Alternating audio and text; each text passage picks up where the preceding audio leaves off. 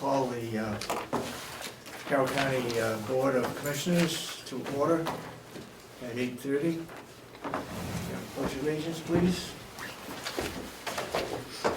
I pledge allegiance to the flag of the United States of America and to the republic for which it stands, one nation, under God, indivisible, with liberty and justice for all. They have a motion to approve last week's minutes. Make a motion, we approve the minutes of 3/23. Second. Any further discussion? I don't like to say as corrected, because corrections are, basically proofreading them, not editing them, so just leave it as approved. Any further discussion? All those in support of approving the March 23rd meeting, say aye. Aye. Minutes of the March 23rd meeting. The show is unanimous.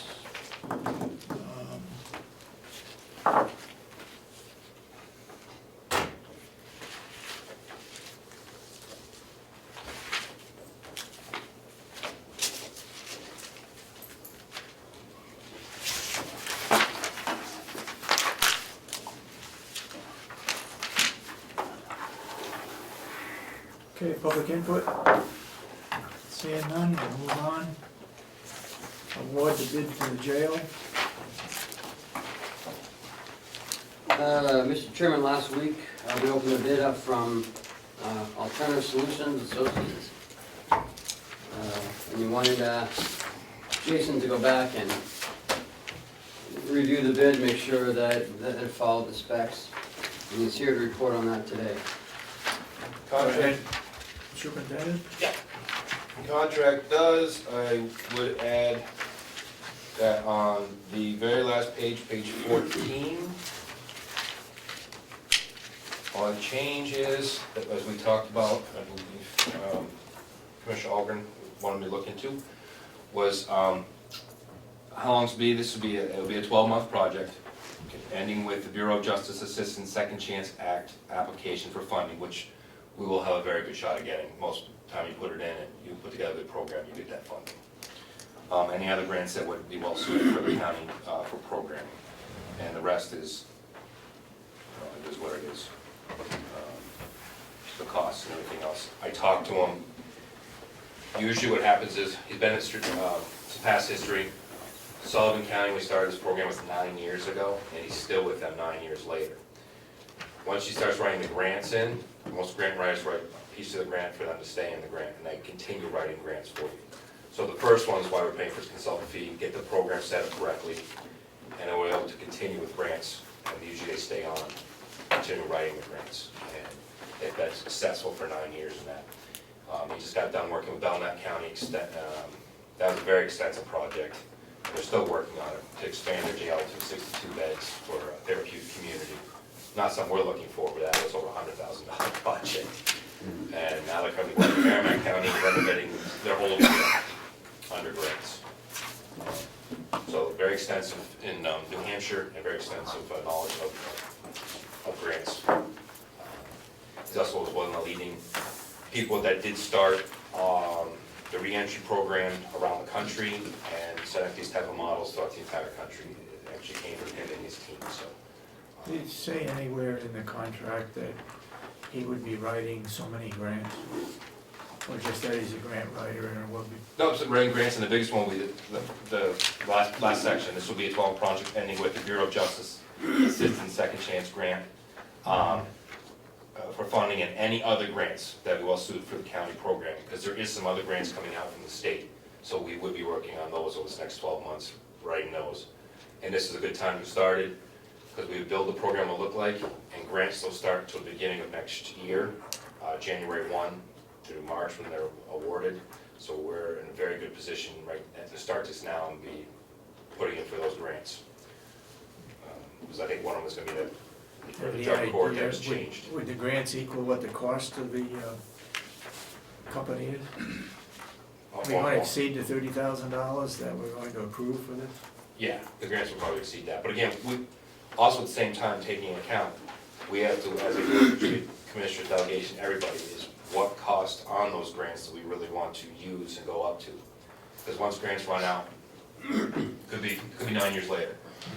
It's something that we want to be sustainable for a county, so if we just say it's 100,000, we're comfortable that once you get up and going, we can continue it. Like Sullivan County, when it started, their grants are very high, now they've gotten their program down, like, it was like 300,000, their program, now they run that thing for under $100,000, so just because there's a lot of grants out there, we don't want to take every single grant in the world. It's something that you have to look at the balance of what can the county maintain afterwards in case this goes away. Are most of the grants matching grants? Some are, some aren't. Second chance grants not. If he writes a grant, we don't have any money in our budget to match it They won't this do year, it. right? No, but the second chance grant is usually not a matching grant. But we wouldn't be able to do it this year anyways, because by the time he gets it up and running, and it won't be until, This is the building year. You have to build the model of everything you want to be able to go forward to get the grants. But here, it's almost the 1st of April. He's got all year to do something, the rest of the year. Yeah, well, he has to meet with a lot of people. yeah. This is not just come up one time. This is a lot of work. Yeah.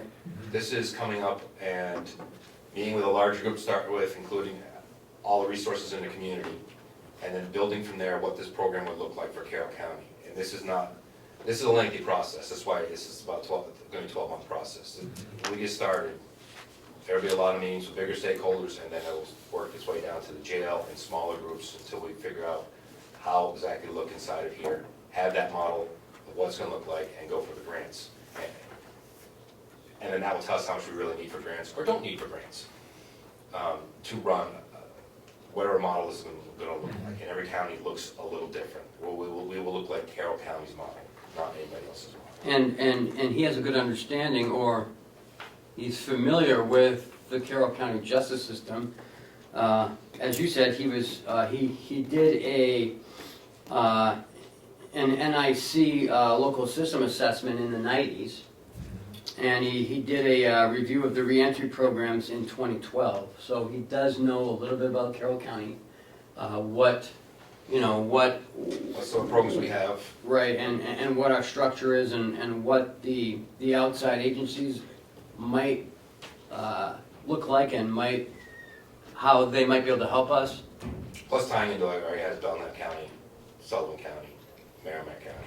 Yeah. So there's resources to be shared, and again, he's already been doing this for 15 years in the state of New Hampshire, so he's very familiar with the state of New Hampshire. I hear a motion to approve the bid. I got Go ahead. Jason, in the discussion he gave us here, he gave us no indication of the size of his company. Is he a one-man show, or we're gonna be counting on him when he gets some free time in 2 weeks to come here? No, he's got more people. I don't know how many people's got a staff, but he has a staff. He has other people on his staff. No idea how many. But I know it's more on him because he's got big projects, so I know he's got a few people under him. Now, is he doing the Belknap County model? Yes, he's got them. And they're actually wrapping, they're pretty much close, they're gonna be starting that place. Yeah. Can I hear a motion to approve the contract, and we'll have further discussion? I just had I one have a question. motion to approve the contract, and second it, and then we can have further discussion. I should have started that from the beginning. Second. Did you make a Oh, and I motion? guess he didn't make the motion. I didn't make the motion. I'll make a motion. All right, motion is made and seconded that we approve the contract. Now, further discussion. You had some, Yeah, I was just making sure that, or I'd like to ask the questions regarding residual grants in the upcoming years. That, what would be the rate schedule for those? You said he would continue to write the grants, but is that included in this fee, or is there gonna be separate fees, and what can we Yep. expect from him continuing to write the grants, or is it pretty much he's rewriting the same grant? So What happens is usually that first initial one going is he searches for other grants, and what like a lot of places do, the grant writer builds in a portion of the grant is to continue on keeping that grant writer being part of the project. So it's not more money that we usually pay, unless we were doing a project like Babson County was doing, where you're looking to expand your jail, and it's a $100,000 project, that might be a different story. I see. Unless we were looking for something else specific outside the scope of the program, say we're looking for a PREA grant, you know, maybe that's something different we'll look at, we might have to pay for, or it can be written into the grant itself, pays for the grant fee. As for right now, no, there'd be no other I see. cost. Okay, I got you. I was curious about that. And this contract has no automatic renewal clauses somewhere No, it's, buried in here? no. It's a one-year contract, and the residuals are based on his ability to write grants that have the fee structure built into the grant. This is strictly just for doing this piece of it. Right. If we go on with the grants and there's money to put in the grants for him to stay, then, and we like him, we'll write into the grants to stay. That's not in here if we're not locked into him writing grants and staying with us. But if there's an opportunity to write grants and him to stay, to continue writing grants and it's paid for out of those grants, he would be more than happy to have him use it. Sullivan County's at the point now that he's helped write so many grants, all they do is have to change the program a little bit, and they're able now to continue getting grants by just themselves tweaking it a little bit. Because he's been there about 9 years helping out, so they're at a point now where they're comfortable tweaking it a little bit and getting their grants for themselves. Okay. So at some point, we would take over the grant writing, is that what you're implying? If we get comfortable- Possibly. If you have the right personnel and the right tenured folks that can continue it? Yes. Okay. The long-term goal is for us to be sustainable here without outside help at some point. That would be the long-term goal. But again, if somebody can write the grants and stay on, that can do a better job than us, and they don't pay for it, I'm happy with that too. Any additional comments, questions? Yeah. Go ahead. Jason, he seems to have, if you go to the pre-architectural experience on page 6, he seems to have done a lot of work designing facilities. Mhm. How does that work in with his knowledge of programs? His experience is, Or is he just, or is he just, you're just gonna hire him to write grants, basically? no. If you look at the top, you know, in New York, 2013, development of reentry model planning for a reentry unit with a planned jail facility. His biggest thing is jail reentry model is one of the biggest things that he did. Now, has his company also helped with? What is jail reentry, going Back back to into- jail? No, community. Back into the community. Okay. By setting up your programs inside correctly, is transitioning back out into the community Reentry correctly. into the community. Correct, Okay. with case management and all those support pieces. The facilities as he's helped with, because when you're building a jail or expanding, you're looking at programs for reentry, you know. And a design with us would be, we could be just using our inside space we have, you've talked about the old facility, all these things he would look at, whether it's viable or not for us, or just restructuring how we have inside of it. So that's that piece talking about, but the big part is programming and reentry, and the reentry program. And what is our measuring stick at the end of the year, whether he's succeeded in what he's doing, or are we gonna base it on the number of people, inmates that come back, or are we gonna base it on what they tell us going out the door, that it was a good program? Well, that's part of How do you the, measure his performance? well, part of the whole program is building all that into the program. It's not just building the program of what we're going to do, but you have to build in how you're going to measure success. So that's, when you sit with a consultant, that's all of it put together. So, because you need that data. And that's how you rechange your programs, to see if it's actually working. So it's building that piece in. Is it reentry back into the jail as part of the piece that wasn't working correctly, was working correctly? So there will be a measurement at the end to see what the jail's measure of success is. Just like in the beginning, we have to do a lot of data from the inmates to see where they're at, and this helps us design the model that's best going to be suited for Carroll County. So you have to have upfront what's going to happen, and then you have to have the end to be able to assess how the program's going. Part of it will be designing an assessment program, and that's a continuing thing. We're going to have to continue working on an assessment program each year to see how successful we are, because some programs might not work as well. That's what I was gonna ask. We don't wanna get to the end and start guessing whether whether it was worth it or not. No, they help build in, just like Sullivan County, they've gone now, their recidivism rate because of the Trails program and what they've built has knocked that down to something like 18 or 19% back recidivism rate, knocking it way back from where we're at 49%. So they built that in to do the measurements, and so that way, that's how you see your program is successful, is your recidivism, basically. Further questions? Seeing none?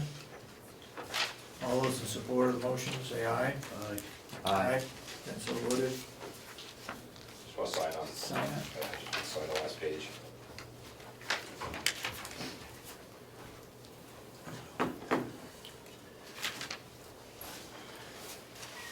Have we had speaking of this program, this contract, have we finalized that appropriation? On that motion? I got to talk to Chuck, Because that, he told me it was all set, so as long as the budget passed, so okay, all set. He told me the same day, it was 26 fund balance. Huh? 2016 fund balance. 2015. And Chuck told me the money was there too. No signature page, right? No, he said to sign it back. Back there, something.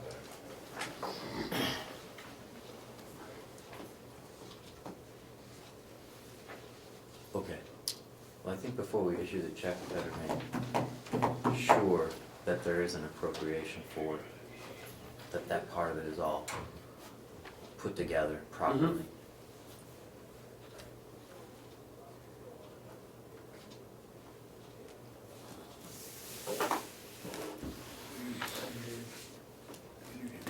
And then we'll do anything on that until that's all squared away. So we won't do anything until you're all squared with that. Right.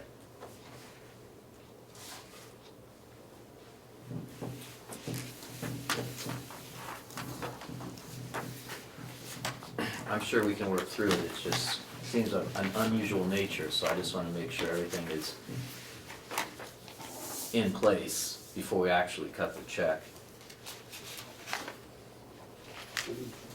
We're not paying one big check, are we?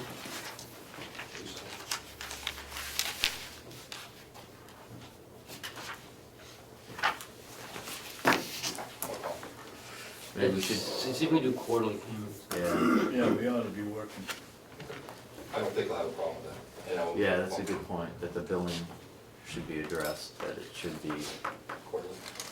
That's what I'd like to see. Okay. Okay. Jason, you got anything else? or something. Yes, I will make phone calls and get back to you. Okay. Yeah, okay.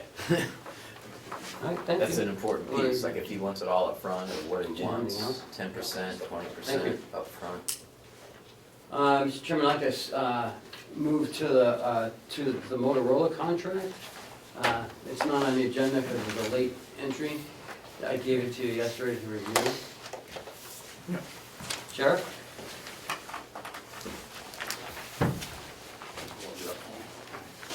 Good morning, sir, how are you? Morning, Sheriff. Morning, Dominic? You just want to update them real quick on, I got this contract day and a half ago by email. Basically, it's what Motorola sent to us from Ossipee Mountain Electronics. Is this the $395 Yes, so that we can, contract? right, so that we can purchase the consoles, that's what this actually is.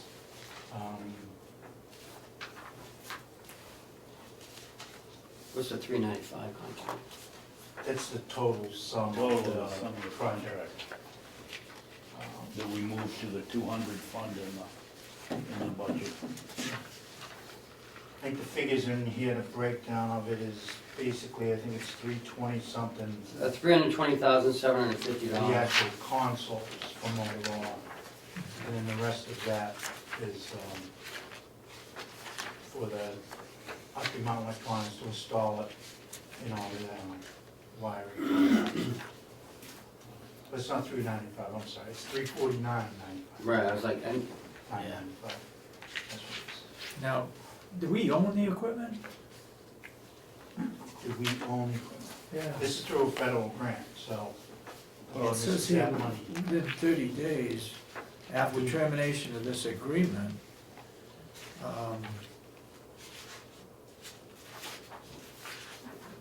licensee must serve. Where are you reading, sir? Page 16, second paragraph down. Unless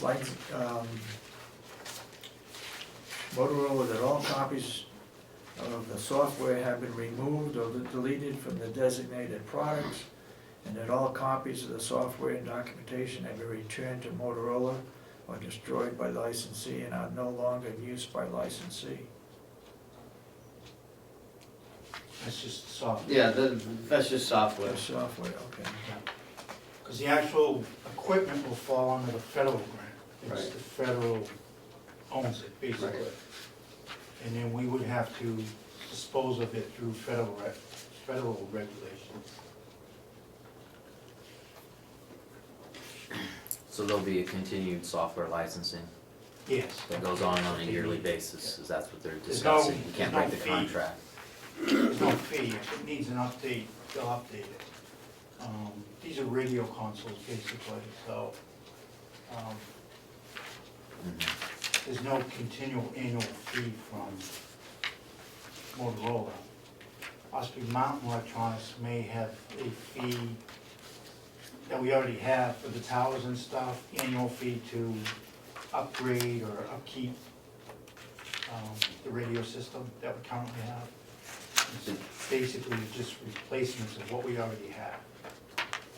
Is there another county that has the same contract? Yes, and then same equipment, basically. Now, did you say with Conway was using the same stuff? No, Conway has just begun to look into getting new Okay. equipment. Because theirs is what we have for old equipment. It's not as old, but it's the same model. Okay.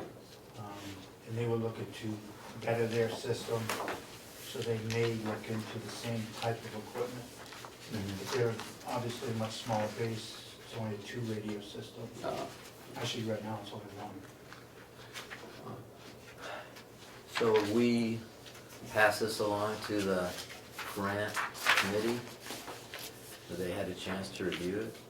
Well, the grant's all approved, this is to enable us to Yeah. get the equipment. Obviously, any delay delays the whole project. This is just a formality, basically. It's a very long formality. Yep. If it's just and a formality, obviously, it's a lot of probably it going is- to be 1 page long, I would think. A lot of it is warranty issues, and if lightning strikes, or each other's not accountable for different scenarios. And I think this goes back to Motorola uses their own license, or what do you call them? Their representatives. Their representatives, which is Ossipee Mountain. Yeah, we've already went there with that already, so. Right.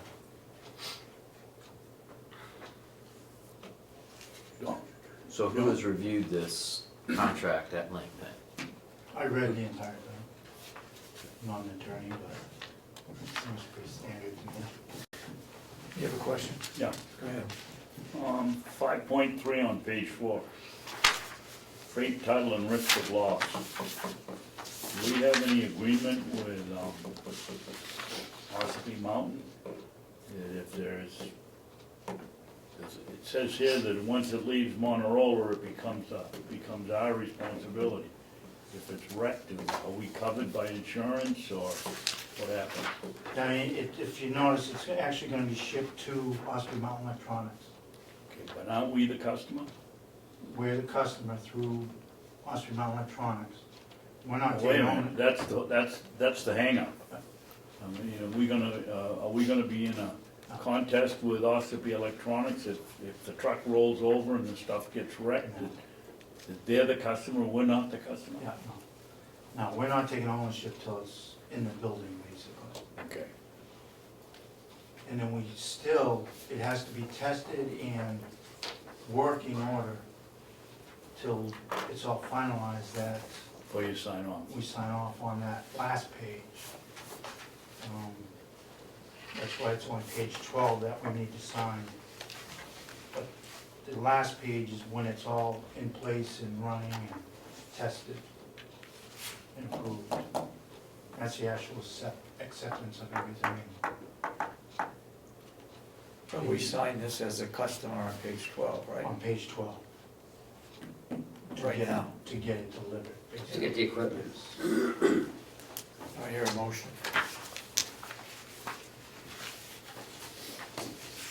With reservations.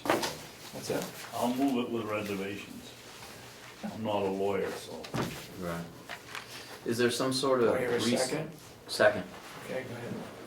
Is there some sort of resource that you can use through perhaps the New Hampshire Association of Counties, or maybe through the Attorney General's office, some sort of resource that you could use to give us counsel on this contract that we're signing? You can use the county's council.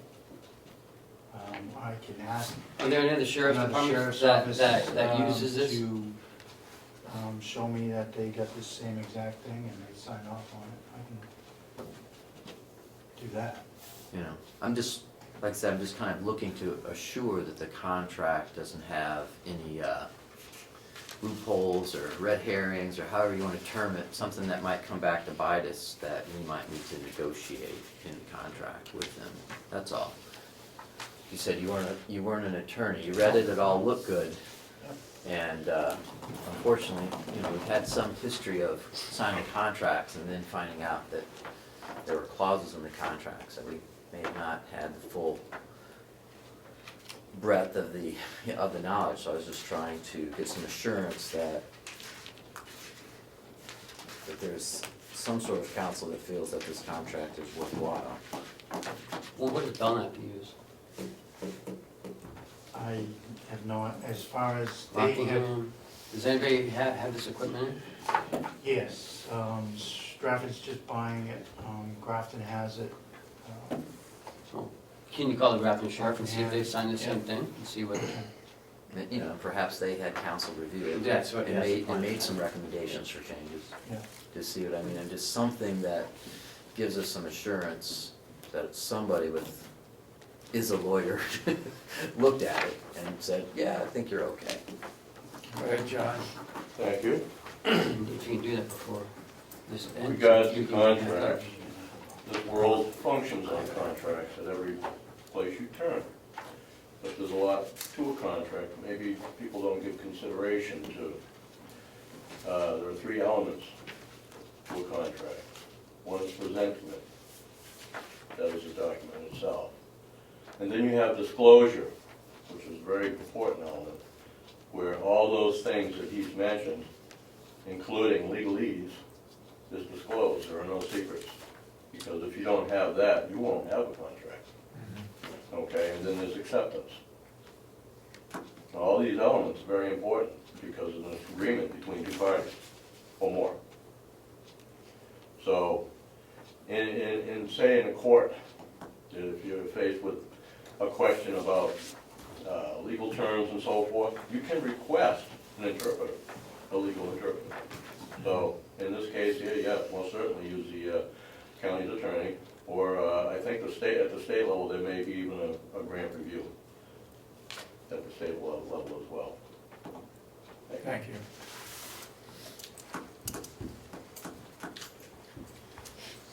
Did you get your question answered? As to reviewing this?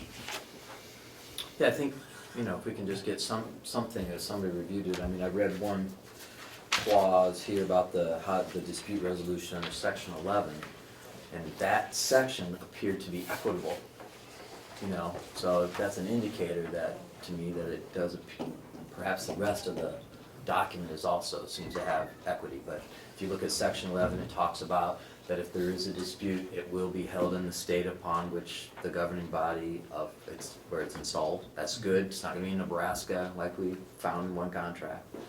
You know, and that they're, you know, request for mediation first. So that part of it seems like, you know, that piece of it that I just reviewed seemed at least, you know, reasonably equitable for both parties. So, you know, I think maybe a phone call just to see if anybody's had a couple phone calls to make sure it's been reviewed and find out from some other sheriffs if maybe they've had a problem, what they might be.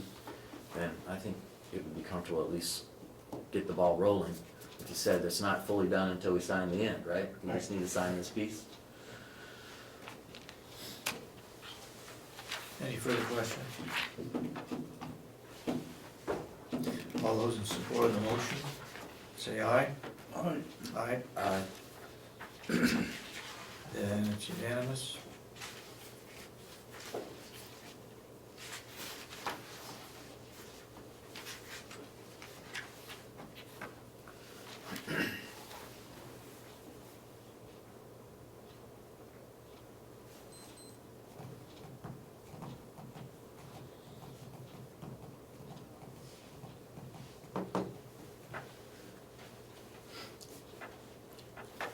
Sorry, sir.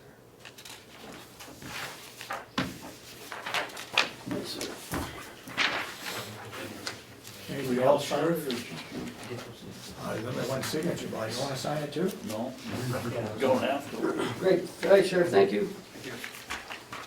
Next, I'd like to have the Will? Public Works Superintendent come up.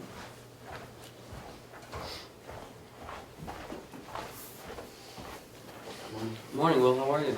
Good, how are you? Good, thanks. So,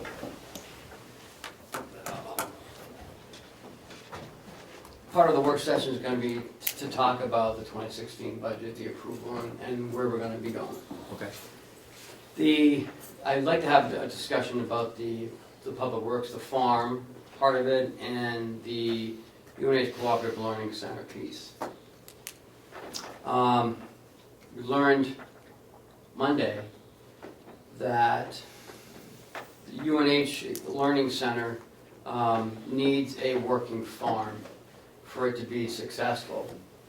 And I guess we heard from Ken LaValle, his email stating that fact as well. So, moving forward with the delegation's removal of $90,000 from the DPW budget, which affects the farm, It was earmarked farm. yeah. So, I just wanna get everyone's on the same page of where we think we're gonna be going.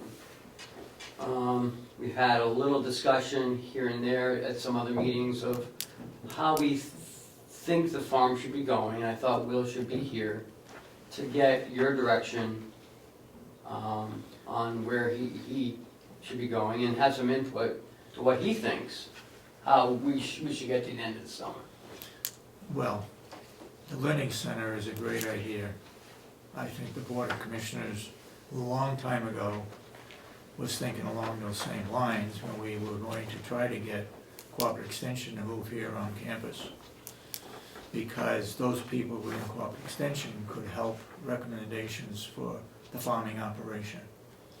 That didn't happen, and that started probably 10 years ago or so. So, that said, I would be in support of the Learning Center. Now, to me, the Learning Center, people have to be here on campus. That's not gonna happen, because Cooperative Extension doesn't have the money to renovate the space. And that was a stipulation that was put on by the delegation, that whoever rents the space has to repair it or rehab Has it to or pay whatever. for renovations. Renovations, right, they have to pay for the renovations. Renovations and repairs. As far as, anybody got any comment regarding the Learning Center? Does it have to be here? I mean, do we have to have a physical structure? Boy, to me, it would I sure don't know. help to have somebody here on site, so that the forester can be called on saying, why aren't we doing a logging job this summer that can add revenue to our farm budget? Why wait until the fall or wait until next year? I know people are busy and there's probably other limitations, but we need to get going, we need to get something done before the end of August. But I feel strongly that that group needs to be here. Same is true for, I don't know what her title is now, it used to be home economics, but Oh, yeah. she does food safety and so forth. or Joy Gagnon? Ann Hamilton. Ann Hamilton. Oh, Ann, yeah. This area, Ann does it. And the forester, we've got an agricultural person. I just feel strongly that that group should be here. If they're gonna be teaching something, they're gonna have to travel down here. Yeah, that's a long way. So from it's, down. it's not a very efficient way of doing things. But we find out that it's, some people don't care about how efficient we are. And there's not really classroom space unless you would convert a barn or maybe, Well, the risk, we've only leased out to the Culinary. culinary school, the kitchen half. The other half that the probation office was going to be in, and should have been in, is now vacant, which could be used easily for classroom.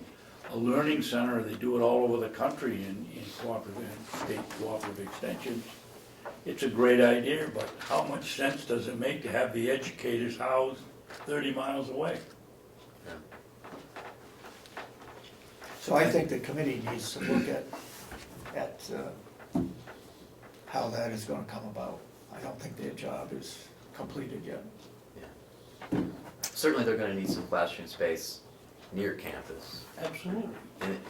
But it may be, they may find it that they could have satellite classroom space that they could get used, a conference room at the nursing home perhaps.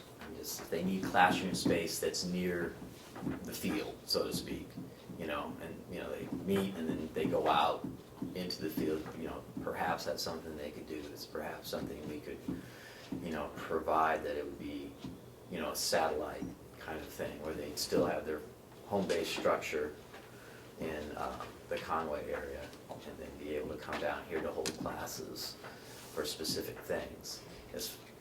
But as far as it really having that feel of being a learning center, you would think that they'd want to be housed near here.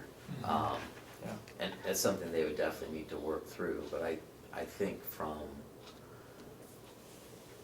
our point of view that we would try to do everything that we could to give them temporary facilities to conduct a classroom setting, whatever it might be, one night a week where they would come, or 2 nights a week where we would hold that. We could probably put something together somewhere on the campus to accommodate them. Question. how would you see it, Will? I mean, have you given any thought?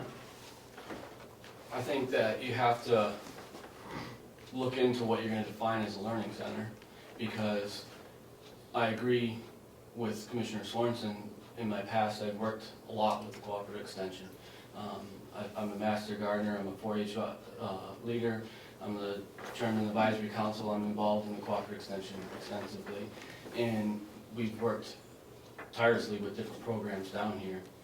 And if you want to continue that kind of work, then Commissioner Ahlgren's satellite idea might be fine. But if you want to have an actual learning center, I think the staff needs to be here, because there's opportunities in their time when they need to come out and they need to look at these different projects. So I think that it's a good idea. I support either which way that we go with it, but I think that it has to be defined of what the delegation, what the commissioners, what the community wants, and get a definition on that so we can go in that direction, because it's, to do a good program that you want someone here every day doing things, they need the advantage to be here. They may have, they're very, very busy, the educators, but there's times when they have half an hour in their day that they can run out and check on this program if they're here on site. If they're in Conway, that half hour gets wasted. Right. They can't, In they the gotta, car. you know what I mean? So those types of things are very adventurous, or advantages, obviously, to the educators if they're here on the complex. So that's,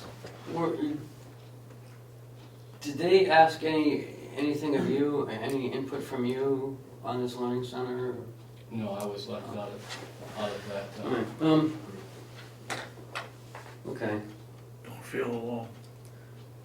Well, I think if such a thing takes place, we need to be involved as Oh, commissioners. absolutely. We You know, should have been I didn't know involved right from the start. if UNH reached out to him at all, or, The advisory council wasn't aware of No, the oh, proposal at all. okay. in fact, that's how we found out about it at an advisory council meeting. Correct. Yeah, that was a After little, that, yeah, After the fact. I don't know, that's, I don't know. All right, Okay, move from the learning center to the farm. Right. south. Um, what we wanna do, I think, is to focus, on things that need to be done. And then the elective would be things that we wanna get done. You know, so the things that need to be done is spring cleanup. That's not the farm, that's public works. Right, Well, it's it's the all public gonna, I know, but let's keep it separate. I did, The farm is strictly firewood, hay, blueberries, maybe vegetables or that high tunnel. That's pretty much the farm, I think. Correct me if I'm wrong, Will. I think Are there other things? I think you're correct. Okay. I think Then let's stick with those items and let's bring in as much income as possible with the firewood. Even though it's green, we keep an inventory, we know what the value is of that inventory, so that come August, we can say, yes, we've sold all the dry firewood, but we've also processed all the green wood, and it's all ready to go or to be delivered, and this is what the value of that product is. And that could be sold in 2016, in the fall, or early 2017. And number two would be the hay production, get as much hay. We normally get second cuts, Will? Yes, probably about 75–80% of the farm, we do a second cut. We don't get third cuts, though? No. Okay. why, because we never tried, or because it's not there? just cold. It's the type of hay we do, the traditional dry type of hay, there's not enough time in the season, really, to get it fully dried to sell it like I'd that. like to ask Commissioner Babson, he's got some input as to a third crop that he spoke to me about.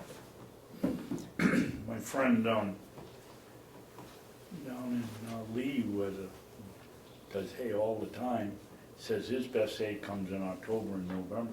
It's cold during the night and dries out during the day. That hasn't been my experience, but Eric's been doing it for years and Is that very successful. the Sawtell farm? Yeah, very successful. And so maybe there's a possibility. I think what we lose in this year is we were gonna try to be a little smarter about selling our hay and gambling and hanging on to it till later in the season where we could get more money, but now we're under the pressure to show revenue.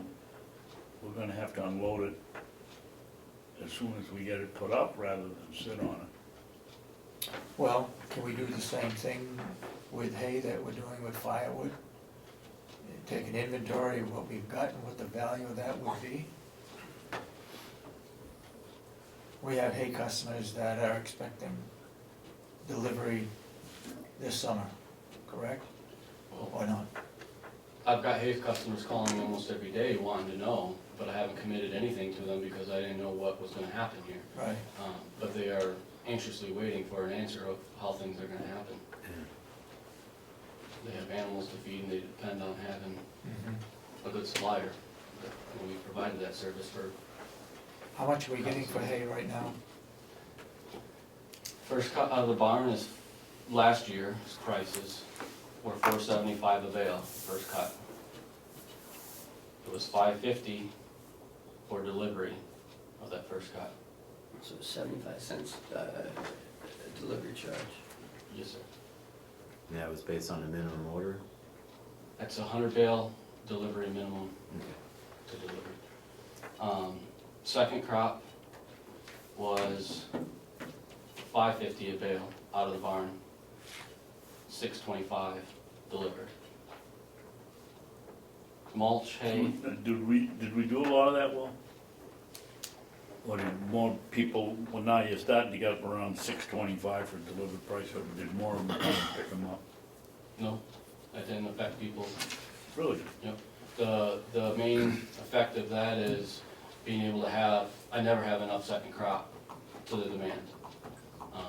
It's harder to get it dried, you get past Labor Day, in my opinion, up here. I think there's a big difference between here and Lee, no disrespect, but I have friends that hay down there, and he can keep haying in October, and we're not up here. It may be too that they take the first crop off as green, Right, in as June, green or chop. May, sometimes there will be Yeah, chopping it in, Labor Day, yeah. and it's easier to fit in. Our dry season, on average, you might as well figure on wait until after bike week, most of the time. You meant Labor Day, you meant You Memorial mean Day. Memorial Day? I'm sorry, yeah, Memorial Day, because a lot of them chop. Here, I've fitted in before bike week in the past, if we get a stretch, but overall, my experience is it always rains on bike week, anybody that pays attention to that. Anybody who's a biker says that, that's for Right. sure. So, I try to shoot in for that, and we try to fit in one field sometimes, just to kind of get the equipment warmed up, see how things are going. But really, we don't get going until the end of bike week most of the time here. So by the time you run through that, you get into mid-August, mid to late August, you're running through your second crop, and you get past Labor Day, and it's just, you're getting way too much dew at night for the, you're losing light and you're losing heat. So anyways, back to the point of, I've always can sell more second crop than we have, generally. A lot of our customers are horses, are primarily horses, and a lot of them are aging at different times, and people like to switch to the second crop because it's less stocky, and they like to feed their horses, so I generally have no problems getting rid of second crop as much as we can put in the barn. And what's mulch hay? Mulch hay in the past has been $3 a bale out of the barn, and $3.50 a bale Yeah, but delivered. what is it? It's one of two things. It's either hay that's gotten rained on, so it's lost its quality. Every once in a while, the best I try to plan it, we lose a cutting, a particular field to rain. You say it was in a bond? What'd you say it was in a bond? $3 $3. and $3.50 for delivery. And then also, we have a few fields that are low quality hay because they have a lot of milkweed in them, which of course people don't like to have. So those sections of that field, I'll separate the quality of the hay out and sell for mulch. Again, we never have a problem selling any of our mulch. We have some local contractors here. Good example of a contractor that we have over in Effingham. Brooks buys a lot of hay from us for his things. We can unload hay quite a bit down to Clark's for mulch hay in the past if we have it. And there's others, those are just coming off the top of my head. So we never have a problem with that, getting rid of that. Okay. Do you think we could go up on prices on any of these? And what effect would that have on people buying? I think there's more demand in this area than what's being supplied through this area, and I think you could raise these prices. I think it may delay when you're gonna be able to get those sales. People might, in the middle of July and August, people can find it a little bit cheaper, they might go shopping somewhere cheaper, but when we get into October, November, December, they're gonna pay for it to get local and who makes it. So I think there is wiggle room to adjust these some. Do you have any idea what the going rate is? I paid $7.25. $7.25? Yeah. When? 2 weeks ago. Oh my God. I have friends down in the Lee area that are selling it between $7 to $8 a bale right now. Now, gotta figure we're at the end of the season, Yeah. obviously, so hay's in demand. We had a short hay crop last year, which has jacked the prices up some. Yeah. So I wouldn't think that we're gonna just assume come November, we can jack it up to $8 a bale and that we're gonna get that. I gotta play the market and play what's going on in the time frame. But I think there is some room in here for adjustments if we wanted to. We raised it last year 50 cents a bale, and that was the first raise we've had in our hay prices in 6 years. My first 6 years, I raised it the first year we were here. We didn't raise it for a long time, and then we raised it last year. And I think there's room, like I said, play the market, see how things are going, but I think there is room to move it. And Move what, the hay or move the price? move the price is what I meant. Well, move both. Yeah, I think the hay's gonna go. We might have to be patient if we get it a little too high, we might have to be a little patient, but I've never advertised. 7 years I've been here, I've never once advertised hay for sale. Never had to. And Just word of mouth. just word of mouth. We have a good reputation. 1 year, my first year of doing second crop, we had second crop hay left in the barn.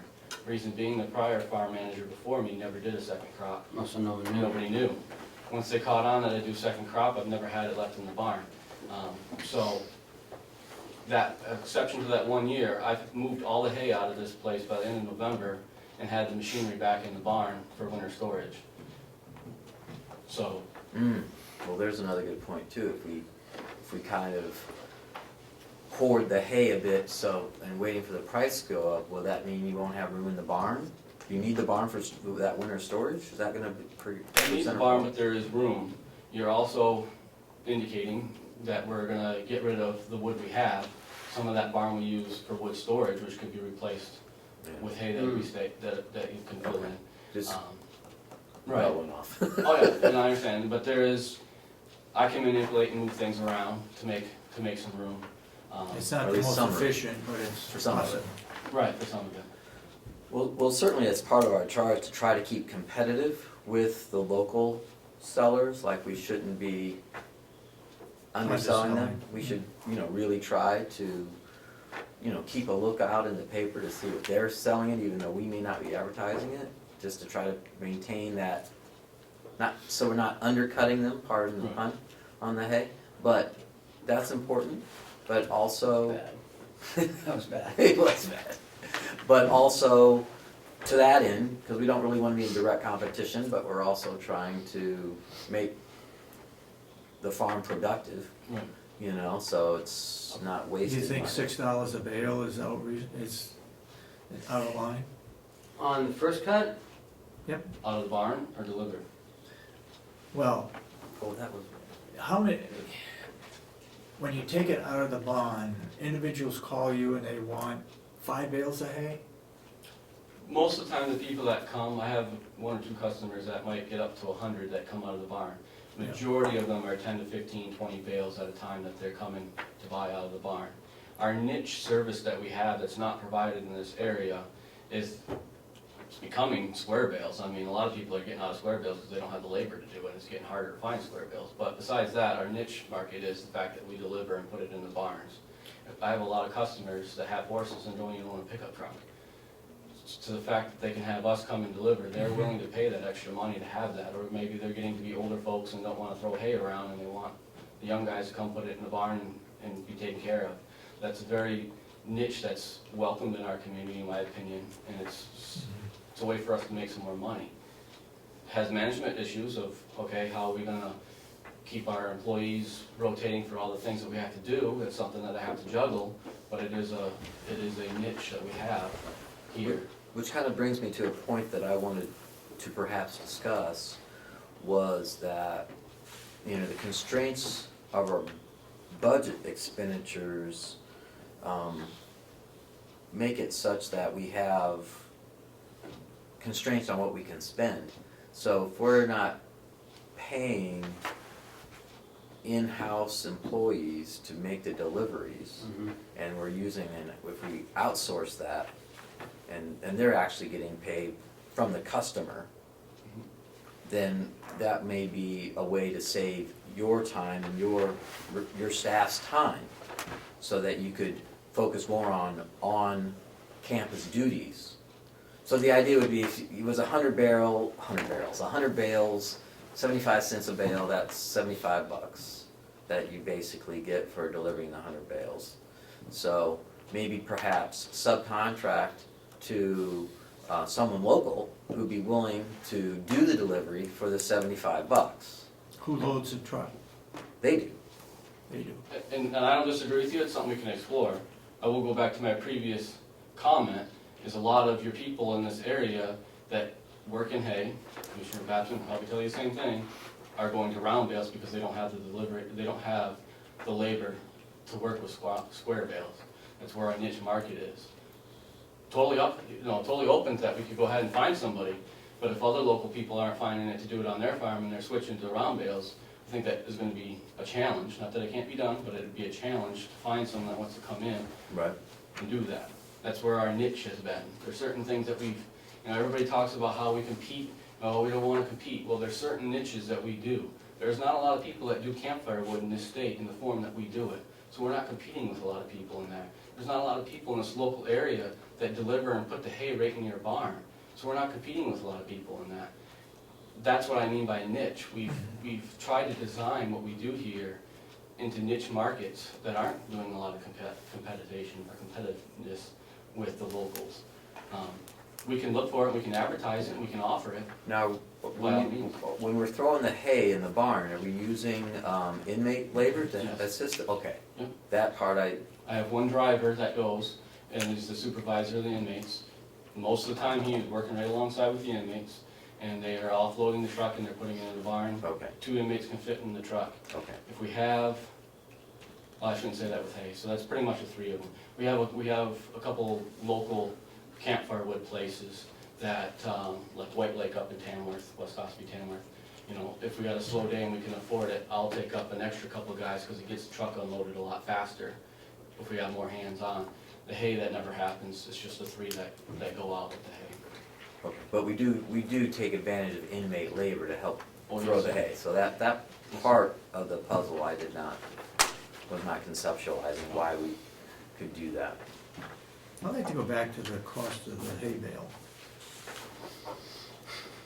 You think $6 is too much? Well, my original question is, do you mean $6 out of the barn or $6 delivered? Oh, okay. I would say $6 out of the barn. I think, If it's gonna take your people to go with that customer to get 10 bales of hay, then it ought to cost more.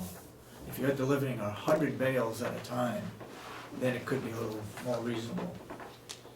Well, I mean, are you talking about first cut or second cut? Because first cut, Doesn't matter, first cut. you're going up $1.25. I think that, You're paying 7 1/4. Yeah, but That's in- February But that's and in winter. March. Okay, we Alright, get it's in into, March. we get into December, then I'd agree with you, we could probably try to jack it up to $6 a bale out of the barn, December, January. But in August and July, no, I don't think that hay's gonna sit there. People aren't gonna. I go to Newmarket and I pay $2.50 out of the field. out of the field, Yeah. yeah. So, out of the barn, I guess that's my answer to you. I think we could jack up delivery to $6 a bale in July and August possibly, that's a 50-cent increase. And if people want it bad enough, I think they'll pay for it. As a matter of fact, I've had indications from one of my customers in the last week that said, she'd be willing to pay close to that if that's what it took to get that service brought to her. So I don't think that's unreasonable. And I don't think $6 is unreasonable when we get into December possibly. But July and August, no, I don't. I think the hay's gonna sit there. Which may not be a bad deal. Yeah, I don't think that's a bad deal either. I mean, if it Well, we sits can't there, put there, it, we we can't get- put it all in there though, that's the problem. That's the problem. I can only, And it's still first cut hay no matter when you sell it, that's also part of the equation too, right? Right. well, I mean, as far as its value, like what we can sell it for, if it's still first cut hay, when we're selling it in December, it's still first cut hay, it still is not as valuable. But I don't know if we can fit first and second cut in the barn. no. I could probably not fit all the first cut in that barn. Really? Especially on a good year. That barn's it's not gonna hold our whole crop on this farm. Okay. So we have to be moving some. Right. I think it's reasonable to think that we can keep out 2,000, 3,000 that we could set to one side if we wanna, market that more later in the year. I think that that's possible. But we can hold more than that in the barn is what I'm getting at. But back to your question about, okay, winter storage and such, I could probably put somewhere between 2,000 to 3,000 on one side and still have room for all our machinery on the other side of juggling things.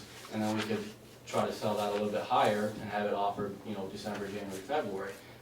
That's a plan. I'm not saying that we need to go that way, but I'm saying that we have It's an the idea, capabilities. yeah. It's an idea, and we have the capabilities of doing that. But I cannot stuff 8,000 to 10,000 bales or whatever we're looking at in that barn and be able to function. Right. That's just not gonna. Do we have other facilities like the carriage shed And that other garage where we could store equipment. No, Or hay. How about the hoop house? Hoop house would be store good for something in drying wood. A person dries wood in a hoop house. it's been a thought that we've had of putting wood in there, and actually having the guys bag wood and bag it right in there. The downside why I've resisted it this year of doing it, because I didn't know whether we're gonna be using, you know, that hoop house in May. You know, I come to the meetings, you want me to have these plans to start growing stuff in the hoop house. So if I start putting wood in there that doesn't move till July, now we're spending that extra time of pulling all that wood out. You know, it just didn't make sense to touch that wood that many times. It is an option though, to do that. I would not put hay in there because, unless we absolutely had to, because now you're lugging it in to lug it back out to have the heat, to, you know what I mean? I don't think that's a great idea. Too much moisture, I think. Right. The other barns for machinery is very little to any storage for equipment because of the height of everything, height and width. Our machinery is very tall, our tractors are tall, and our machinery is wide. And a lot of what we have, you know, I couldn't stuff some things here and there, but the majority of what we have for basic hay equipment would have a hard time going in those. Can we take a large sheet of plastic and stack the wood outside on the plastic to not only keep the weather off it, but to also help dry it? If we put it on pallets, for example, to keep it up off the ground, but stack it outside to create more room inside for the hay. That's not a problem. We could do that, we could look at doing that. I don't think, though, that that's a huge issue right now, that there's too much wood and not enough room for hay. My goal is when the barn starts filling with wood, with hay, Yeah. I've shipped the wood out. I Okay. rotate that barn seasonal to what we're doing. So Okay. I know how much wood's in that barn, and I know that wood, majority of that wood is gonna be out by the time I need that space for hay. Okay. So that flip-flop, I see what you're saying, and we could do that if we ran into that problem, and we have done it. Sometimes it's easier in the middle of summertime to have the guys bagging out back, and we'll put it on pallets and I'll throw a tarp over it. Just less times they gotta handle it. Right. But most of the time, as far as the barn space goes, seasonally, I can shift things pretty good to accommodate. So that's not taking up space, that doesn't, you know what I mean, it's not taking up space, that's eliminating space for hay. But that's not a concern. Can we store more vehicles in the maintenance garage? No. Can we store all the tractors and the backhoe in the barn, in the garage? The backhoe stays in the garage. Yeah. One tractor stays in the garage, and the sanding truck, which needs to be constantly Sanding unplowed, truck, right. has to stay in the garage. That fills your 3 bays for the most part, and to be functional throughout the winter time. Then I put the little tractor in the old garage, because it will fit height-wise, to free up more room in the hay barn. And we can move, I have a little bit of machinery that doesn't have to be in the hay barn, I could stuff it somewhere else if we had to, but What's in all the outbuildings? That's what I was talking about for equipment. well, you have, if we go down through the quick list of the things, you got the hay barn, which we're talking about, you got the salt shed, which is just the back end for salt and Yeah. sand, the sheriff's department has 3/4 of that building. You have the old cow barn, which is falling apart and there's nothing in there, I've pretty much stripped that out. You have the old piggery that we've now renamed the wood barn, which is obviously, as you guys know, chock full of wood. You have the old garage, which now has 3 bays. One bay holds the tractor in the wintertime, the other bay holds all of our lawnmowers, weed whackers, all the DPW outside stuff like that. And the third bay is full of some of that stuff, you know, bags, different storage stuff that I need room for.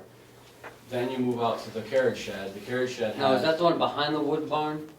The one that's less long, in white. and it says white doors? Yes. And big bar, and That's the carriage shed. That's the carriage shed, yeah. what's in those things? That has, on one end, has what we call the old weld shop, and we put lawnmowers and different things in that in the wintertime, and in the summertime, we put our sander in there to keep that all under Okay. cover. So we kind of rotate that seasonally.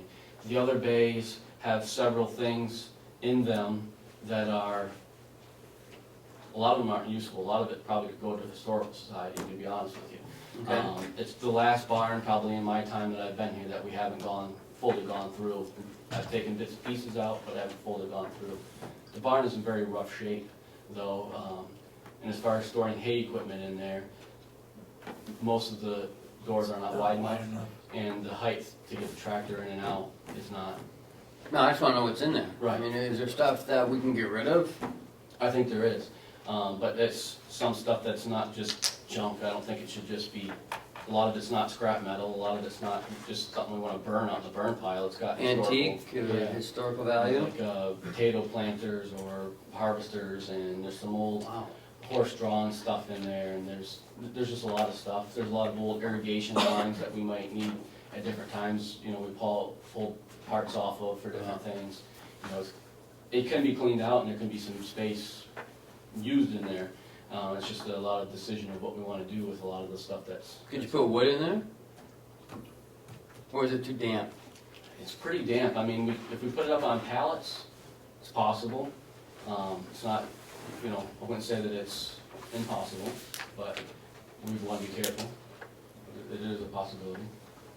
You know, if you're thinking ahead and the delegation wants to eliminate the farm, that carriage shed's gotta be cleaned out. Stuff That's is my point. gotta You know, go. we should have an inventory of what's in each thing and maybe look at, There's I mean, a, why are we holding on to this stuff? there's an old, I think it's still in there, horse-drawn, hose reels type thing. Really? That should Like a probably be firefighting given- apparatus? Yeah, it's probably given to a fire department or to the historical society Right. and get rid of it. We're never gonna use it, No. we have no place to put it. When's Farm Day? It's not something that we Well, should just I've been- take out to the burn Did I have pile farm either. day? Well, it's not a farm, so, 2012 was the last one, right? no, 2014. Oh, Last 14? year was the first year without it. Oh, God. I I missed would- that. I would Missed, I didn't have it. support, I was, I wanted to go to it. that was during my cycle of not being a public servant. I would That short support cycle. getting rid, Well, we had it cleaning for out 5 the years, it ran for 5 years. That's what I would like to do. You know, just get rid of it. rainy day, go in there and clean it out. Yeah, or at least get inventory, some photos of what's in there. Yeah. So some we people have might be a- interested. And maybe auction it off, I don't know. No? I'll say, at Farm Day. At the Farm Day Historical Auction. There's a lot of little projects like that that could be done, but the focus has always been on do the things that make the money. So on That's those still gonna rainy be days, that, we'll still gotta be More that. so than ever. you know, so the rainy days, okay, like today and tomorrow, I'm prepping to have that barn full of wood for the inmates to be bagging on a rainy day on Friday and on a cold day on Monday. You know what I mean? So that's always been the focus. That's why I haven't gotten to that barn. Okay. It's something I think, you know, now in the future that obviously could definitely be on our list after we get through what you guys want me to focus on right now. That's true. You know what I mean? Right now, you gotta focus on the wood, Right.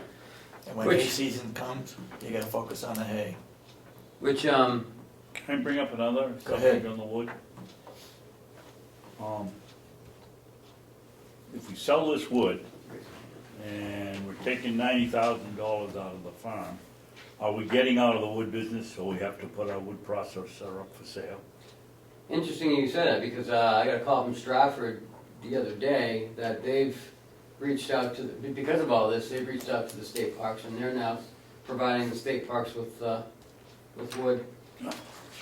Good, boy, that's really good.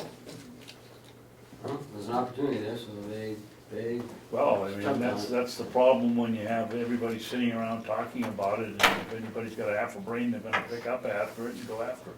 so they've got their first order already for Hampton, and then they're gonna be doing Kingston, Kensington, Pawtuckaway. Are those the ones we deliver to? Most of them, No, But if we weren't delivering them to them, there was an opportunity for us to deliver them to them. That's their start. I'm sure they're gonna start heading north. They won't, be interested if they're gonna do that, what are they gonna get for wood? Up Apparently, they've got a couple hundred cords sitting down there, being processed. well, my next question is, if we're not gonna sell the wood processor and it's gonna sit out here, what are we gonna do about wood for next year? I mean, you can't buy it on June 1st, sell it as dry wood, put it in a bag and sell it July 1st.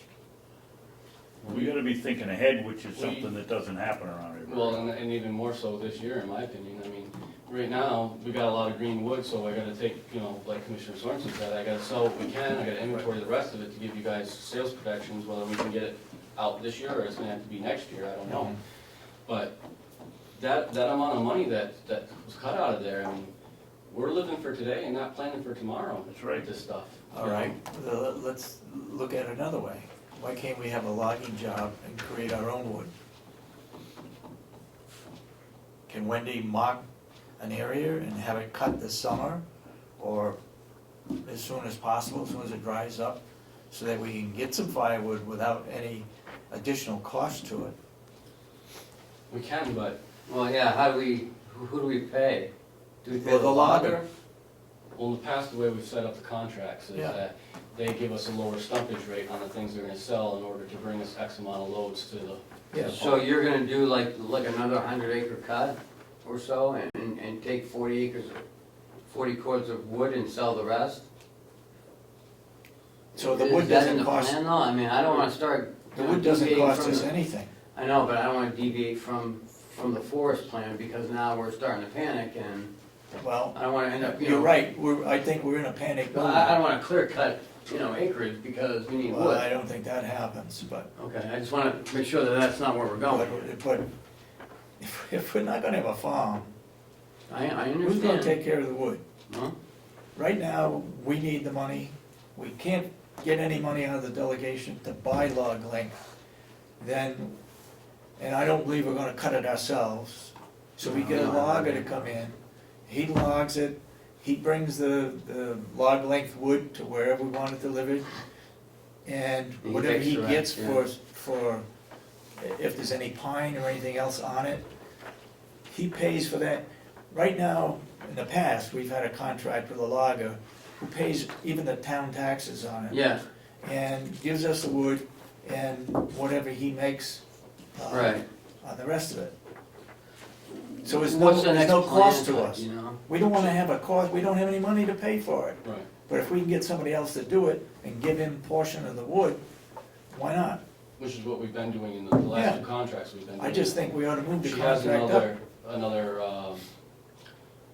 section, I don't know what the word you wanna call it for, but it's all broken up into Yeah, different I sections. understand. She's got another section she's got planned. For this year, for 16? I don't know if she's gonna have it ready, I haven't talked to her about that in a while. Obviously, everything's been on hold of waiting to what's gonna happen here. Well, I don't think that part should be on hold, we should still be maintaining the Well, I'm forest.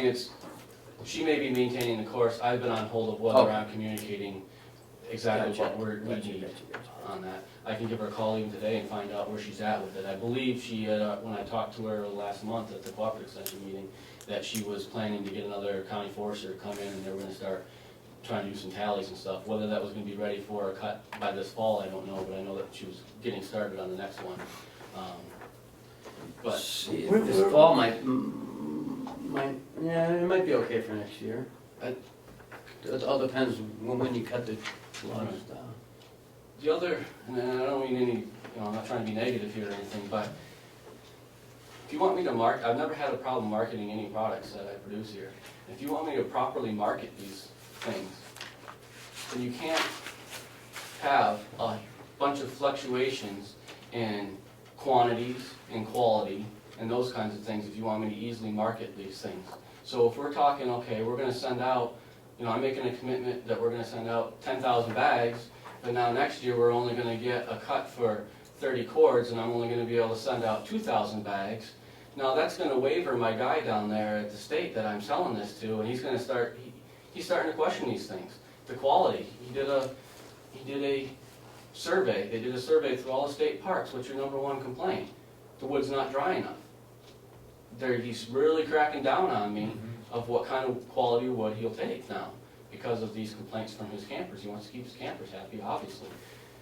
So all these different ideas, I agree that we can have them, but we're gonna struggle more to get rid of things, the more variables we put in there against me for marketing. I'm just saying, be aware of that, and I don't know, and then, I guess I don't wanna say any other, I have some other things on my mind, but I don't know that right now's the time to. The 17,000, we had 17,000 in the budget to buy wood at one time. This year we had 19,000. We're at 19. This year or last year? This year This year.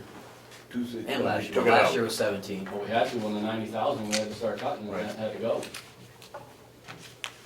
Brilliant.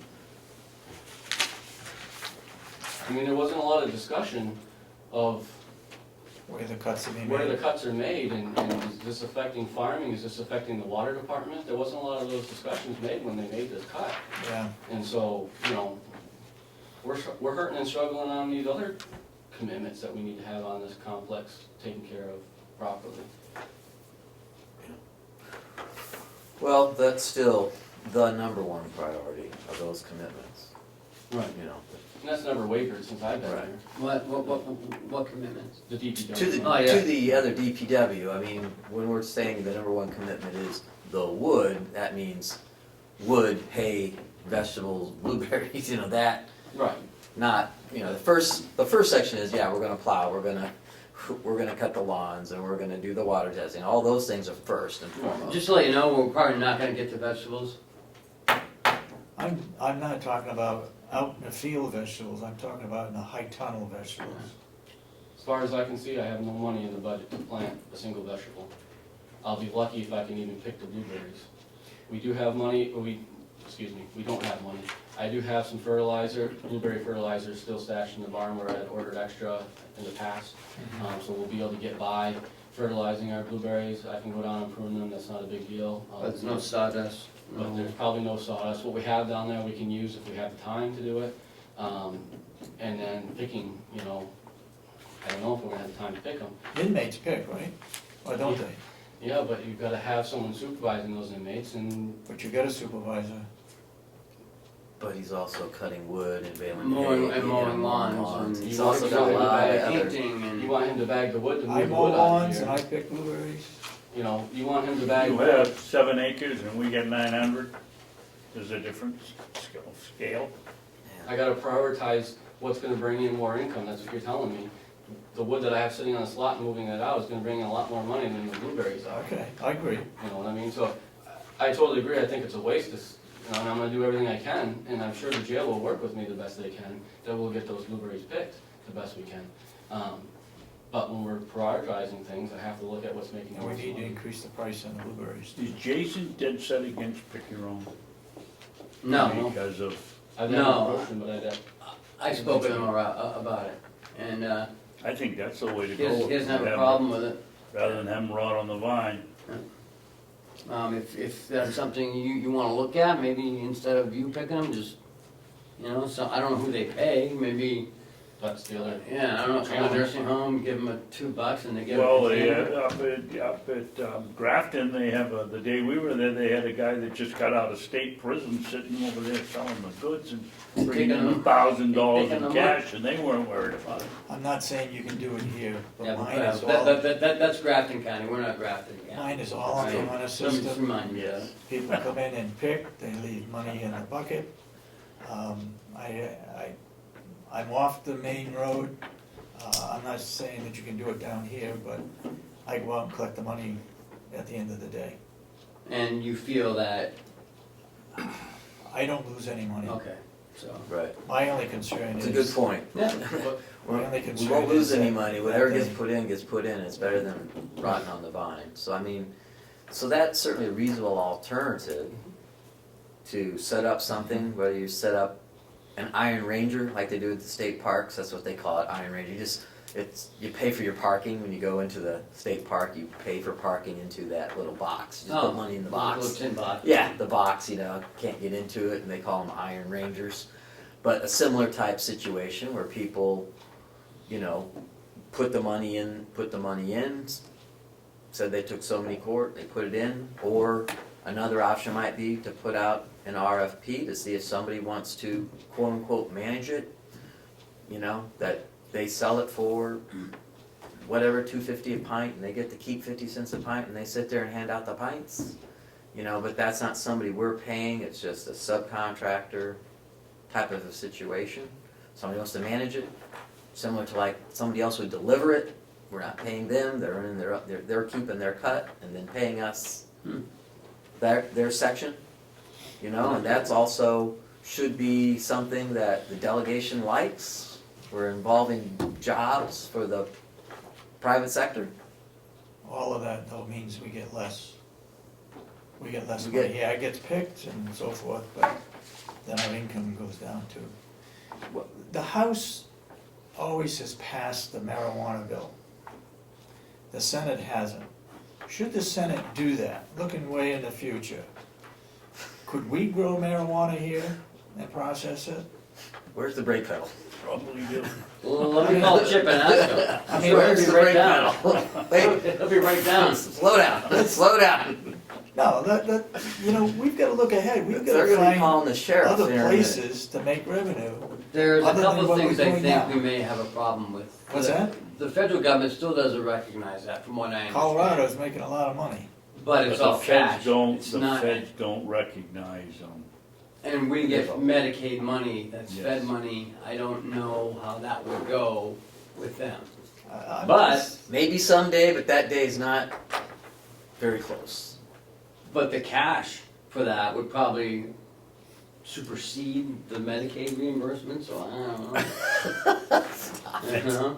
I mean, maybe we don't need Medicaid, maybe we can just, I mean, Look, we gotta look for other Medicate the opportunities. patients at the same There's gonna be time. people applying to work at the farm like People- hand over fist. There's gonna be a Carroll line out the County door tomorrow to work taxpayers at the will farm. not Come on, guys. have to pay any taxes. That's right.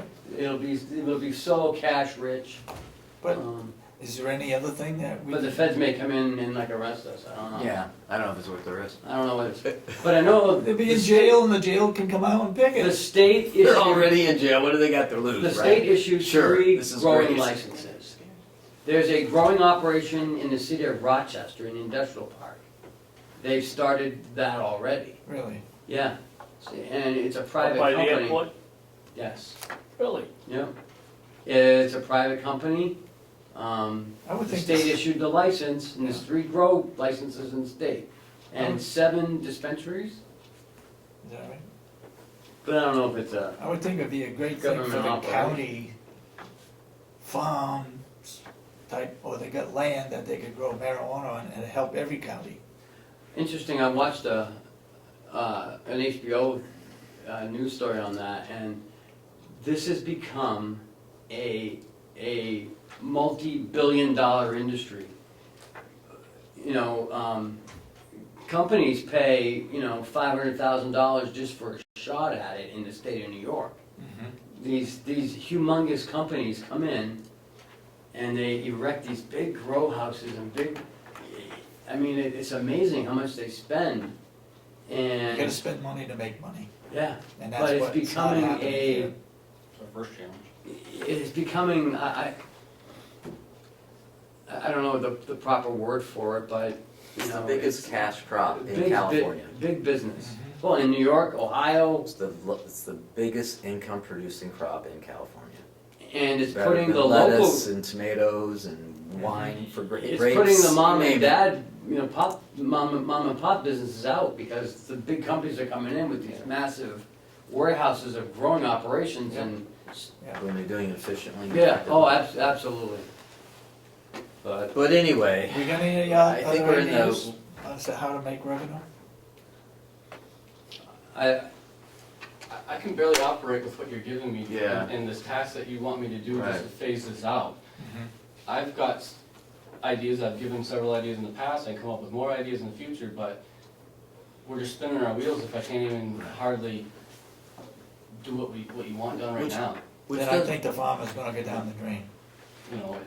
That's the bottom line. I think. Well, I think that's the plan. yeah, You know, that's what they said. That was the plan, according to the delegation, that the farm was going to cease. That is the plan they said they were proceeding, and they funded it such that that would happen, and we are, hopefully, there will be a resurrection during the course of the summer, during the course of this study, but, you know, I But let don't me think make there's it any clear. secret that was their plan. Let me make it clear, the 90,000 will not keep the farm running as is until August. That's unrealistic. There will be reductions. Well, what you're saying is there's no money from August through December. No, there's do money anything. in August through December to maintain the DPW. There is. Yes. But from this point forward, as the farm operating as is no longer an as-is operation. We're gonna be making changes. And if people think that, you know, that employment isn't gonna be one of the items that's gonna be adjusted, then they're wrong. That will be adjusted. So you're saying that with a $90,000 cut, and we lay off 1.5 people, we're gonna have enough money to make it through December? Yes. Okay. Assuming no major, you know, Well, we Well, know we there's can't- gonna well, we be no can't see the crisis, crystal we've ball. already been told that. you know, what we can't see in the crystal ball, I would agree with Ken, but if something major happens towards the end of the year, you know.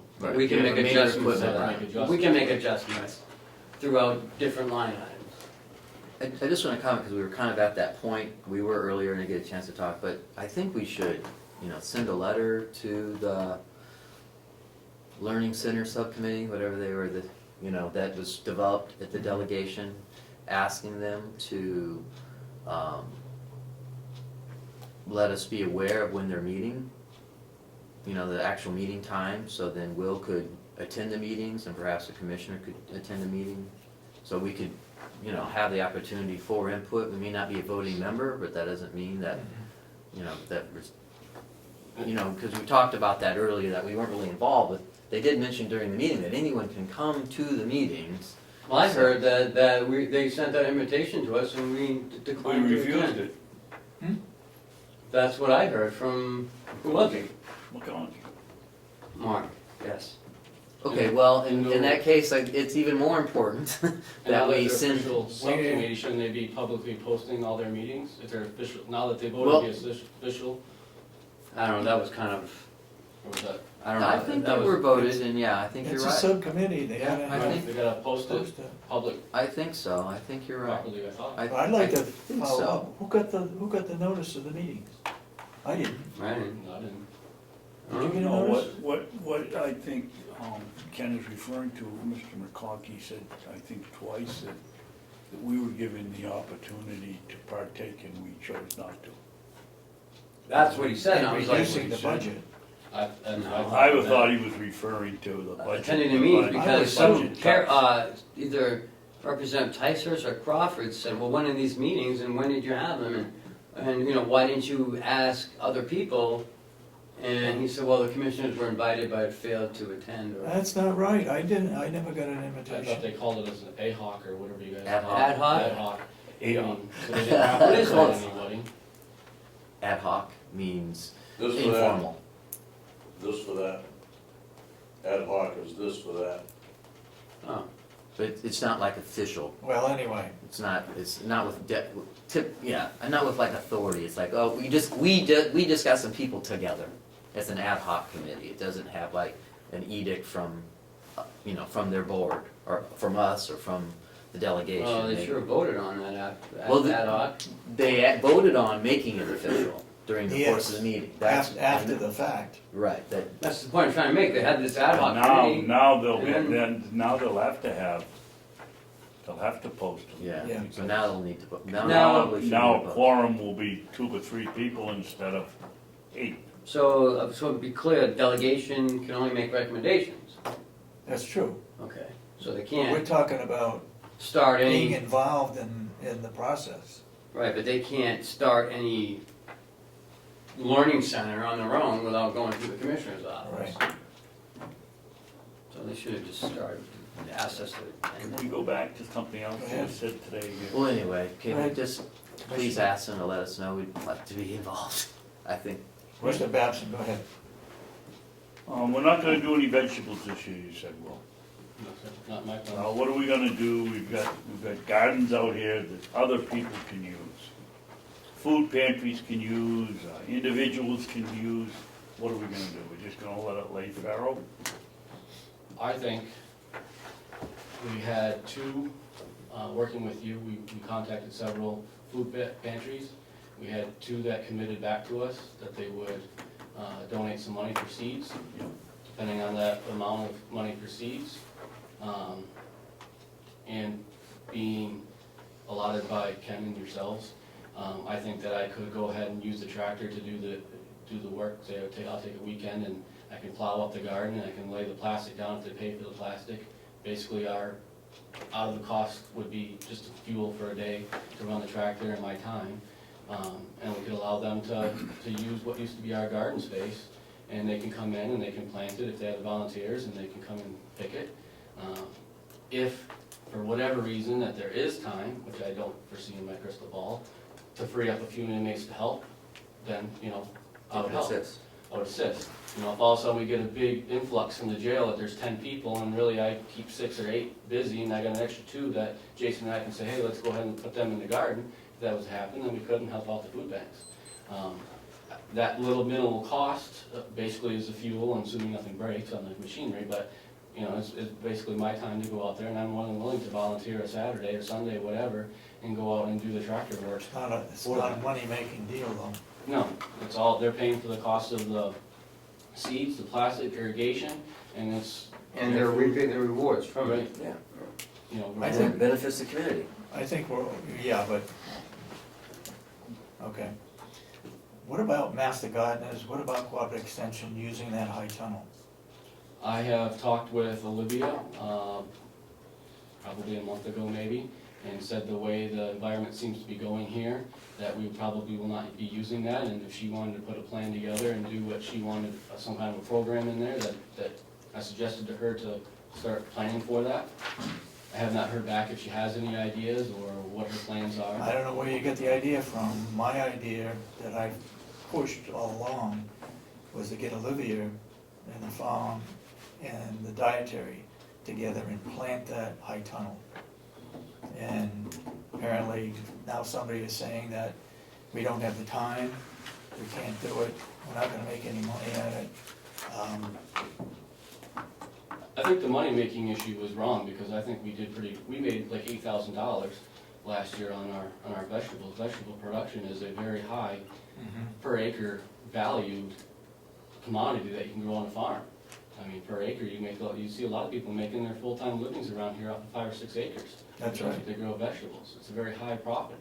But that's not our goal right now. The direction that we were given with the amount of money that's left is to end out operations and get rid of what we have, and that's what you've charged me with, but I agree with you that there is money in vegetables. That's just not where we're at right now. Can only do what we can do, and, I don't think we can push you anymore. Right. I mean, Right. Maybe next year Time if is we one don't, thing, but also, maybe money. next year if we don't have wood to process, we can- we'll have inmate labor to plant a garden. I mean, we might be able to switch it up. Right. I mean, if that's the way it's gonna be, I think it's kind of interesting though that if the wood processing is such a disastrous, money-losing thing, then why is Stratford getting into business? Who said, they've always been in it though. Oh, they have. who said it's disastrous, we lose money on the wood? Well, that's what it was made out to McConkey be. in his That's paper what- said yeah. we lost $16,000. He was using $34,000 for the revenue, which was October sales when the year was over, which he had available to him, was $54,000. By his own figures, we ended up $4,000 to the good, not the bad. And when we were figuring it out just in our heads, in one day coming back from Jackson, we figured out that was not the case. Right. So we're So- not losing money on the wood, are we? I don't believe so. I doubt Hard to Not believe even we his- I are. never thought we did. Not even to his calculations. Right, that his numbers went on. And he's penalizing us that within the 5 years of the processor payment, that means he's That not won't even be- amortizing it. You know what I mean? That Right. means in 5 years, I gotta get a new one. Yeah, Most businesses, if that's gonna last 15 years, you're gonna amortize that over 15 years to have expenses against us. And Right. we're taking that expense all in 1 year, and we're still making money. yeah. I don't know, I'm lost, to figure how they think that, or he thinks that. That's where I think this committee that wanted to investigate Oh, or survey Save the Farm Committee? Yeah, Save the Farm Committee, they ought to come in and start looking at these figures, and they're a third party, they might be biased because they wanna They are save the biased. farm. Alright, well, let's prove their figures wrong then, if they wanna save the farm, let's really take a look at it. We keep hearing, and it's not in writing. What we need to have is someone who has no vested interest in the farm to do the analysis. Alright, Because not gonna believe them, they're not gonna believe, so it's gonna be the same thing as it is now. we asked Cooperative Extension to come in with Mike Sabarasi to do a survey, and let That's him, biased, for cooperative extension, they support agriculture. what's that? That might be biased, for Nah, cooperative I extension. doubt that, they would consider that. They're not supposed to be. Oh, I'm with Will. sorry, we've been fighting a battle for a long time here, and I agree with Ken that it would be nice to find someone that they could agree that that person's neutral. They would accept That that. they would accept that Analysis. and let both parties, let that neutral party play it out and see where we're at. I would agree, but. Go ahead. Can we go back to my original statement? We got a garden out here that apparently we're not gonna be able to use. Why can't we have, if there's a food bank that has, I can't believe Wakefield with a wonderful one they're running down there, doesn't have someone have the equipment to come up and do the gardening. Why have it sit there and just grow weeds? If they wanna come out and plow it and use it, well, I don't see a community garden working, but if a food bank wants to do it, or a couple of them, I would think that there's some possibility there, I just, If they do it themselves, okay, but if we have any input into it, where we're not deriving any income, it's a waste of our time. Well, we've already probably agreed that we're not gonna use it. Well, then, My problem is it's sitting out here, perfectly good land, can be used to raise vegetables.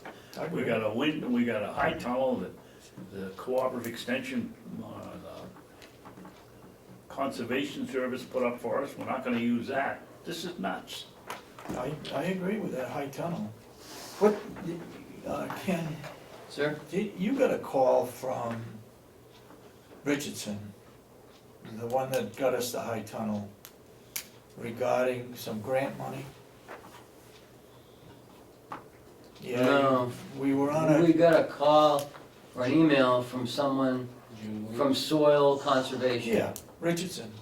Yeah, Did we? yes. Last week, Joe Richardson? Joan Yes. Richardson. Yep.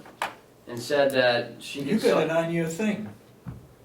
In one of our trips to one of these selectmen's meeting, No, you so said, that who is was, this and what is she talking about grants? that was from, Damon received a call. And he called me and said that this lady will be calling us, Joan Richardson from Soil Conservation, and said that something about she could write a grant and it would save everyone, she has the answer to save the Well, farm. why haven't we followed up on that, or have we?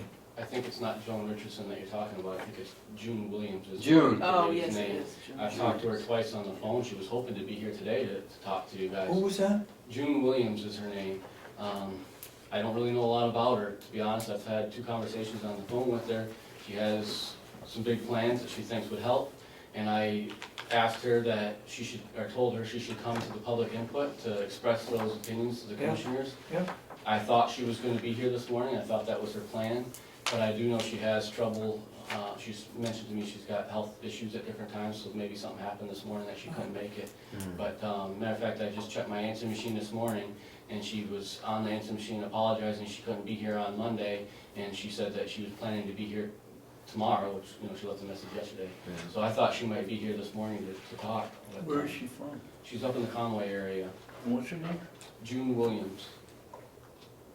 June Williams. Sounds like a very nice lady when I talked to her on the phone, and she's had has a lot of Name different rings a ideas. bell with me. She worked for the soil conservation? No, No, I've been hearing 2 different stories, so I'm not sure. yeah. I don't know who she works for, if she even still works for them, I don't know the details on that. Who called? Was it June? June Williams, because you were in the office the second time I got a call from her, and Will actually spoke with her. Okay. That's why I never really got the message, and. Do we have a telephone number for her? Yes, I do have it down. Commissioner Babson can call her. Okay. See what the story is. I mean, we gotta look at all aspects of this thing. We need a lot of help to not, Well, can I get the board's permission to try to go find somebody to use the garden or not? Okay. Sure, to go try to find someone who would like to use it and that we think would be able for approval, yeah, by us, sure. I mean, I think Commissioner Babson makes a lot of sense. You know, Thank you. if we're not going Let me write to, this down. Put that down. Just let me write this down. I didn't get a chance to finish my sentence in this matter. Okay. He makes a lot of sense though. We don't want to leave the garden feral. That's today's word, feral. Fair. I mean, Not that's feral. silly. I mean, you know, for minimal cost of plowing an acre of garden, which Take that about gonna an cost hour. $10. And how long in it take, an gas. hour? And he said he was gonna donate his time. I mean, he's being charitable in the situation. He, I think, Will recognizes that this is ground that people could grow food that could feed some families that might not otherwise have fresh vegetables.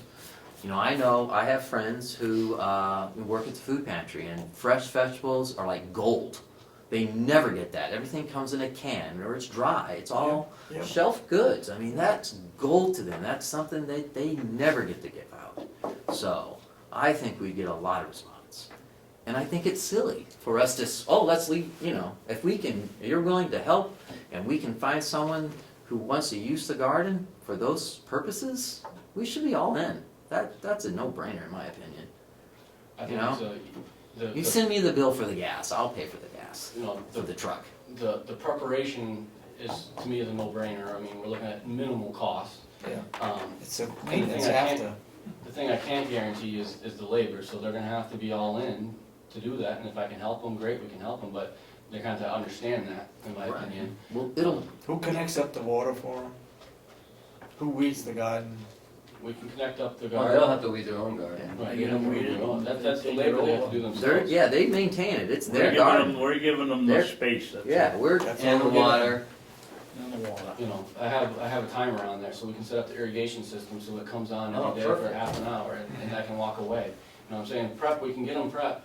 They need to pony up some money to get for the those seed, the things. fertilizer, Yeah. and You know, tend the it. mulch, the drip irrigation, if that's what they wanna have, they need to pony those things up, and they need to be prepared that they're gonna be the ones working the garden and harvesting and that, cause I don't know if I can do that. But I can take a weekend and do the prep work for them, I'm more than willing to do All that. right, I mean, can we, well, yeah, well, you Commissioner wanna make a Babson. motion? I'll make a motion that we investigate, And having an offer- outside individual or individuals or the public use our garden space with, under the tutelage of Willie. Second, Second? any further discussion? Yeah, Go ahead. you know, even if if they don't come in here, well, why can't we plant an acre of pumpkins? Pumpkins, the people go nuts about buying We did pumpkins that. in the fall. And what happened? They rotted, Yeah. That doesn't mean they're They gonna rot spoiled. this year. they spoiled. No, you're confusing me. Hey? No, we lost some losses, but we sold a lot of pumpkins and we made a lot of money off it. Again, if we're gonna grow an acre of pumpkins, A, pumpkin seed is about the most expensive seed out of everything in the garden. B, I gotta have black plastic mulch, I gotta have drip irrigation, I gotta have these things in order to do this, which we have now cut out of the budget because we didn't have that $90,000.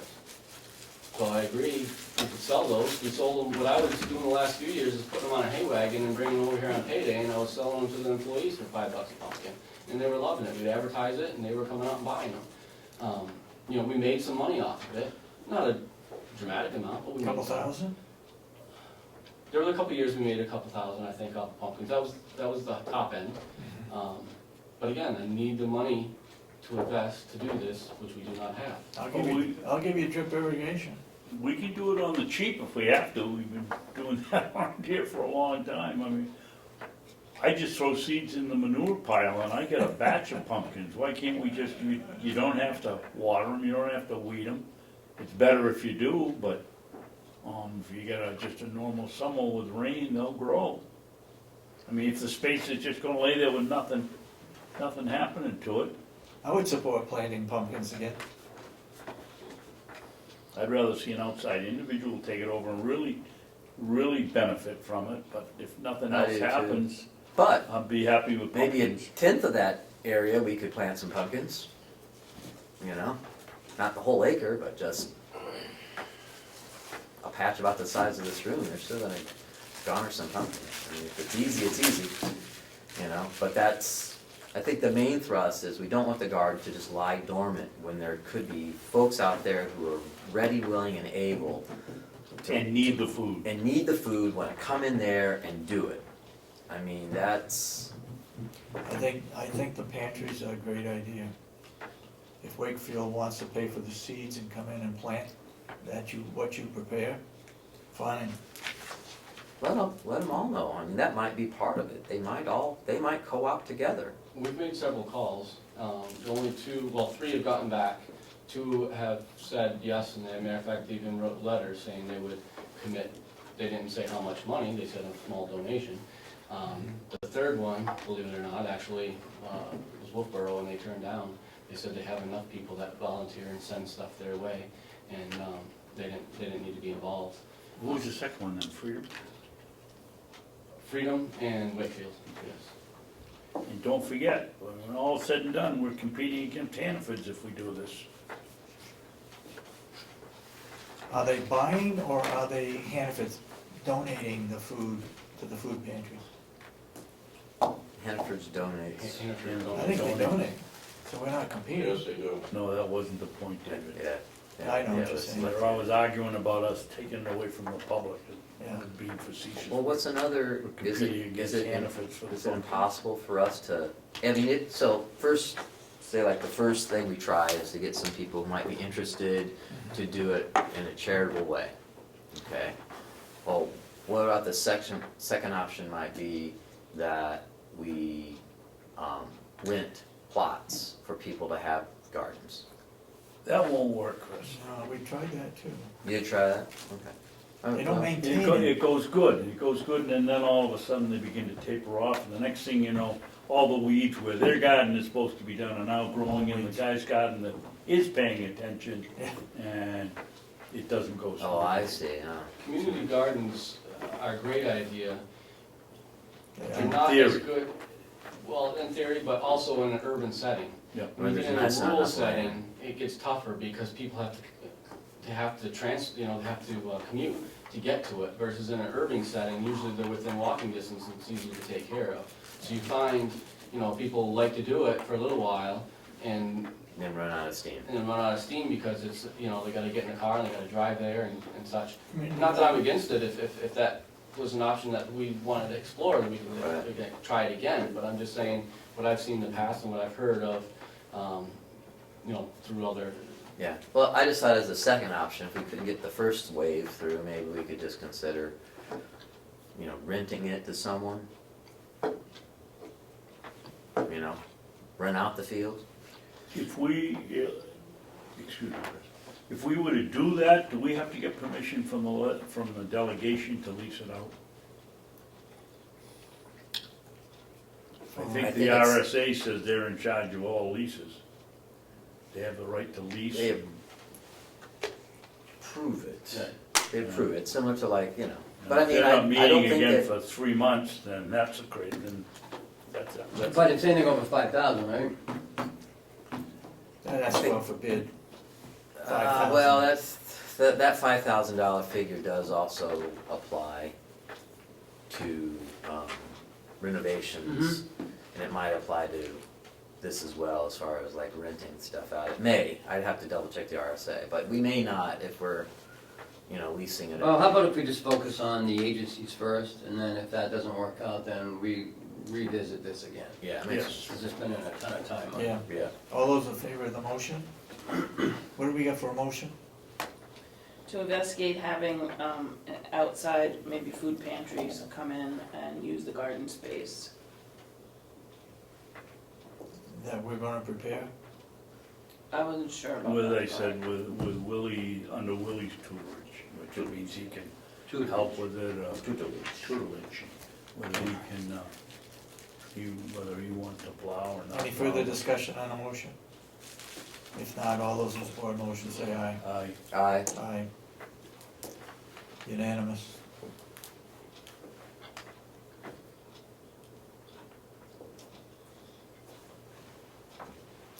Will, I think you need to keep track of all your time that you do on the farm, haying and firewood, starting the 1st of April. Starting the 4th of April. What happened to April Fool's Day? Well, it's Friday, so if we can start on a Monday and, Oh, for the pay week? yeah, kind of be even, if that's okay. Okay. I'm gonna be looking at getting some training from HR for chronos for tracking. Yeah, it's not that difficult. And if that doesn't work out, keep track of your time on the hay and the firewood. Anybody that works on it.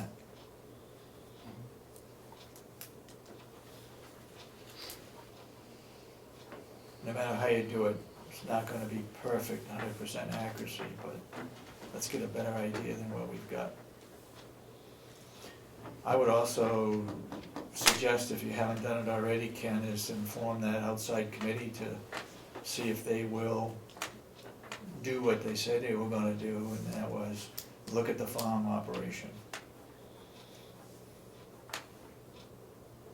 The laundry, what his name is from Sandwich. Longley. Longland, yes, Longley. I You've done it. sent the email out to Susan Wiley 2 weeks ago when he asked me. Okay, all right. I didn't see her last week, so I don't know if she's sick or No, she's, she's down at her daughter's house in Virginia. okay. And he's away, he's out of the country, so. And I think she told me he responded that if they cut the budget, then, He's out, he's out. okay. Well, But I'll she's reach out gonna to him try, one time. she's gonna try to convince him not to bail. Okay. Anything else, Will, you got? no, sir. All right, Thank you, Ron. thanks, Will. Good day. Indeed. Hopefully it will warm up. Sure. It's gonna warm up and then snow on Sunday, so Yeah, it's weird. cold next week. New England. So I just wanted to review the approved budget that was approved on Monday, just so the people at home know where we are. Yeah, go ahead. So, the budget passed at a little over $30 million. $30,071,423, 30,000,007 what? 071423, 0, 71423. 23, okay.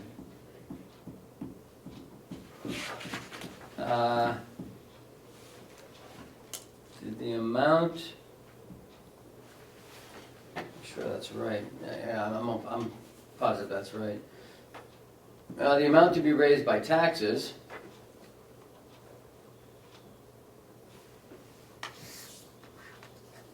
is $17,623,594. It's $180 less than last year's. But with that came the reduction of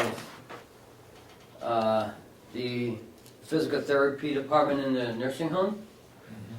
The reduction of 1.6 FTEs in housekeeping. Reduction of $90,000 in the farm out of the DPW budget, earmarked for the farm, which is gonna result in 1.5 FTEs. 1.5 people Right, are gonna be eliminated from the farm. yes. We Excuse me, met with, Ken. yes, sir.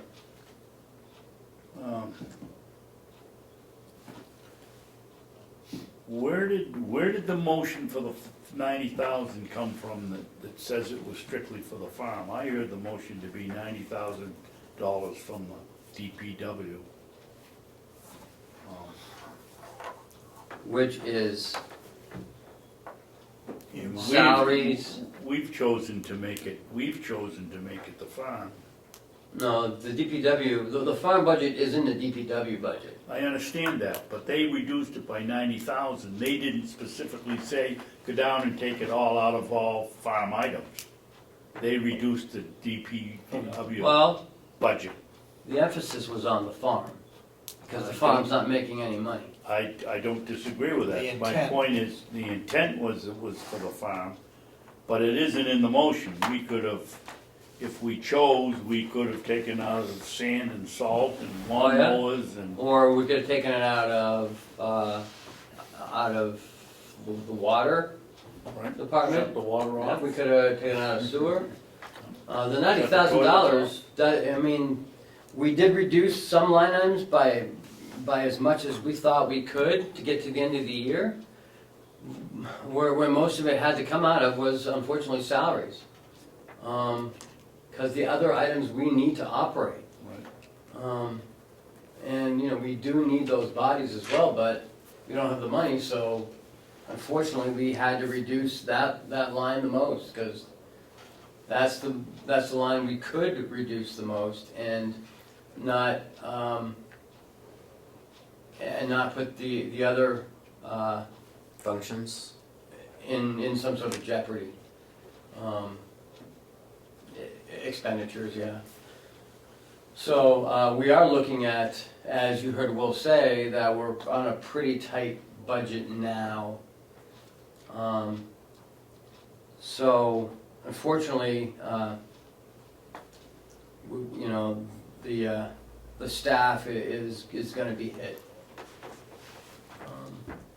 Well, my concern is, the delegation sat here and voted for a budget with no contingency. We heard the chairman of the delegation tell us 5 times she was guaranteeing there would be no emergencies this year. Obviously, she was saying that in tongue in cheek. But already, at Monday's meeting, they were told we were out $4,000 pump with, Representative Comeau, I believe, was the one. When I asked them, I said, how could you vote against putting $4,000 more into the line item for maintenance with this $1 million building or $2 million building, when you already know that $4,000 is going to be used up for the pump we replaced? Well, all budgets are inflated. $20 million budget. Yeah. $20 million. I do have to say though, when I asked for the 4,000, they didn't even hesitate. No, they didn't. They gave it to me, and Yeah. no question was asked, and I What do you do mean they appreciate gave- that. There was a question asked, what are you gonna do, you already got 4,000 in there.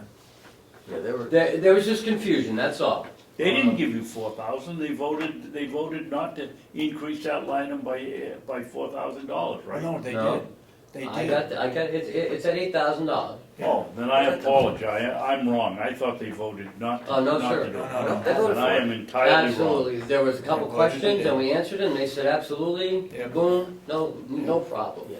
And I I think am it was almost entirely wrong. unanimous. It was, yeah, and I think it was. I thought they 13-1, voted not to. 13-2. Something like that. Something like that. No, they were very gracious with that, and I gotta tell you, last year, every line item we wanted to do, except for one, there was some pushback, but they didn't hesitate to make those line item transfers.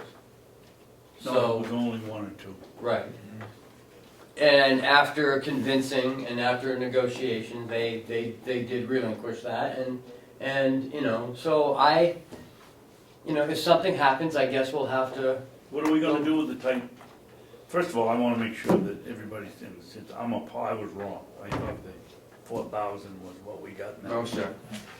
Moving forward, with no contingency funds, what are we gonna do in the future in such a tight budget?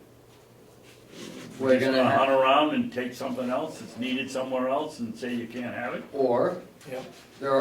we do have some options. They can at the next meeting, if something happens, we can ask them and they can appropriate more money. Transfer money, can they appropriate more money? We could, How? And once they sign the budget, they can't tomorrow no, they could have they could have a supplement. supplemental budget if that was Oh, something, they're not gonna do that. well, if it was something like, $200,000 Oh, furnace or something. Oh, yeah, they'd then have they'd to. have to, but I I mean, think- we're talking about the chipping away at 4,000 here, 3,000 there, and all of a sudden we're down to nothing in a contingency fund, which, well, we're starting off with nothing, and we have to, that 3 or 4 or 5 that accumulates has to come from somewhere else in the budget. And I can tell you, we haven't padded the budget, so I don't know what we're gonna do. No, and I don't know anyone who, well, I shouldn't say that, but here, we don't pad budgets here. We look at what we need and we ask for that. So, yeah, they did increase the budget by $4,000 to $8,000. Good. I wanna go back to what Commissioner Babson was getting at before we got off the subject a little bit. My understanding is that the restorative aid portion of physical therapy, Mhm. that was earmarked for those people to be laid off, correct? There was no layoff there. That department was eliminated. Was Those eliminated. salaries were The eliminated, salary item was eliminated. right? Is that true for the farm? The farm will be My understanding was there was over 300,000 in the $349,000 public budget. works budget, and they cut 90,000 out of that. 342, sorry, And it's 342 now down to 252 to or something? 252, right. Was it earmarked for salaries? No, sir, it was not. But I don't know where you're gonna get $90,000 in expenditures that isn't gonna, That was farm expenditures. Well, that's. Cause that was my their point. logic was, That's it what was, I'm talking you know, That's their their logic logic. was it was That's $90,000 was what it would take to run the farm for I guess I'd like September, to- October, November, December, and that 90,000, you know, their calculus of it wasn't necessarily what it costs to run the farm, those farm duties during September, October, November, December, because as you know, the farm's not doing a whole lot of work in December or November. You know, so. we're not told. You know, so to their calculus of how that would affect it, so now we have $90,000 that we have to reduce the budget by, but there's not $90,000 in hayseed that we could eliminate, there wasn't $90,000 in. Was all the equipment and fertilizer cut gas. out? Yeah. I mean, yeah, Fertilizer line item was reduced to zero?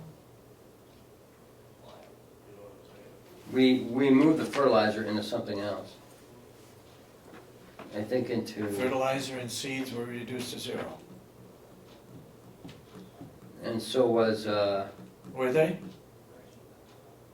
You got the budget. yeah, I know, but it's not its own line item anymore, so, There were no seeds and fertilizer line item. no. No, So it was strictly farm?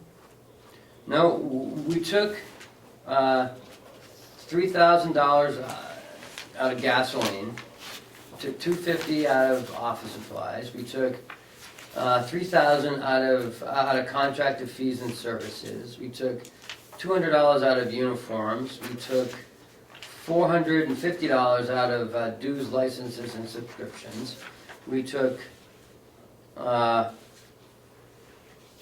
say $3,000 out of Social Security, we took 112, 22, 32, 42. We took $42,000 out of salaries and the other things that go with that. We took $1,000 out of the chemicals. Now the chemicals. We took for the water- $2,200 out of generator expense, How much? so $2,200. So we can't, do our like generator, Contract? Maintenance repair. contract? We can do the contract, we can't do the new transfer switch. Switch? We took 9, 10, 12, 5,000 out of building maintenance and repair. Took 3,000 out of equipment repairs. The surplus contingency was gone, the purchase resale was gone. So all that was $90,000. I mean, you know, I couldn't take it out of water testing, I couldn't take it out of, you know, sewer removal, I couldn't, I mean, there's some things that we have to do. So, I mean, $90,000 is a lot out of that budget. Go ahead, Commissioner Babson. Well, you know what the real upshot of this whole thing is, and the unintended consequence? With a budget with absolutely no movement available to us, means we're gonna have department heads that aren't purchasing anything they need or might need during the first three quarters. It's gonna come down to next November or December, when they get down and they found they've saved enough money, they're gonna go out and purchase all the things they want, just so they won't lose that amount of money in the budget next year. That's right. And it's been bad before, and this will just only make it worse. I agree with you. I agree with you 100%. Very short-sightedness.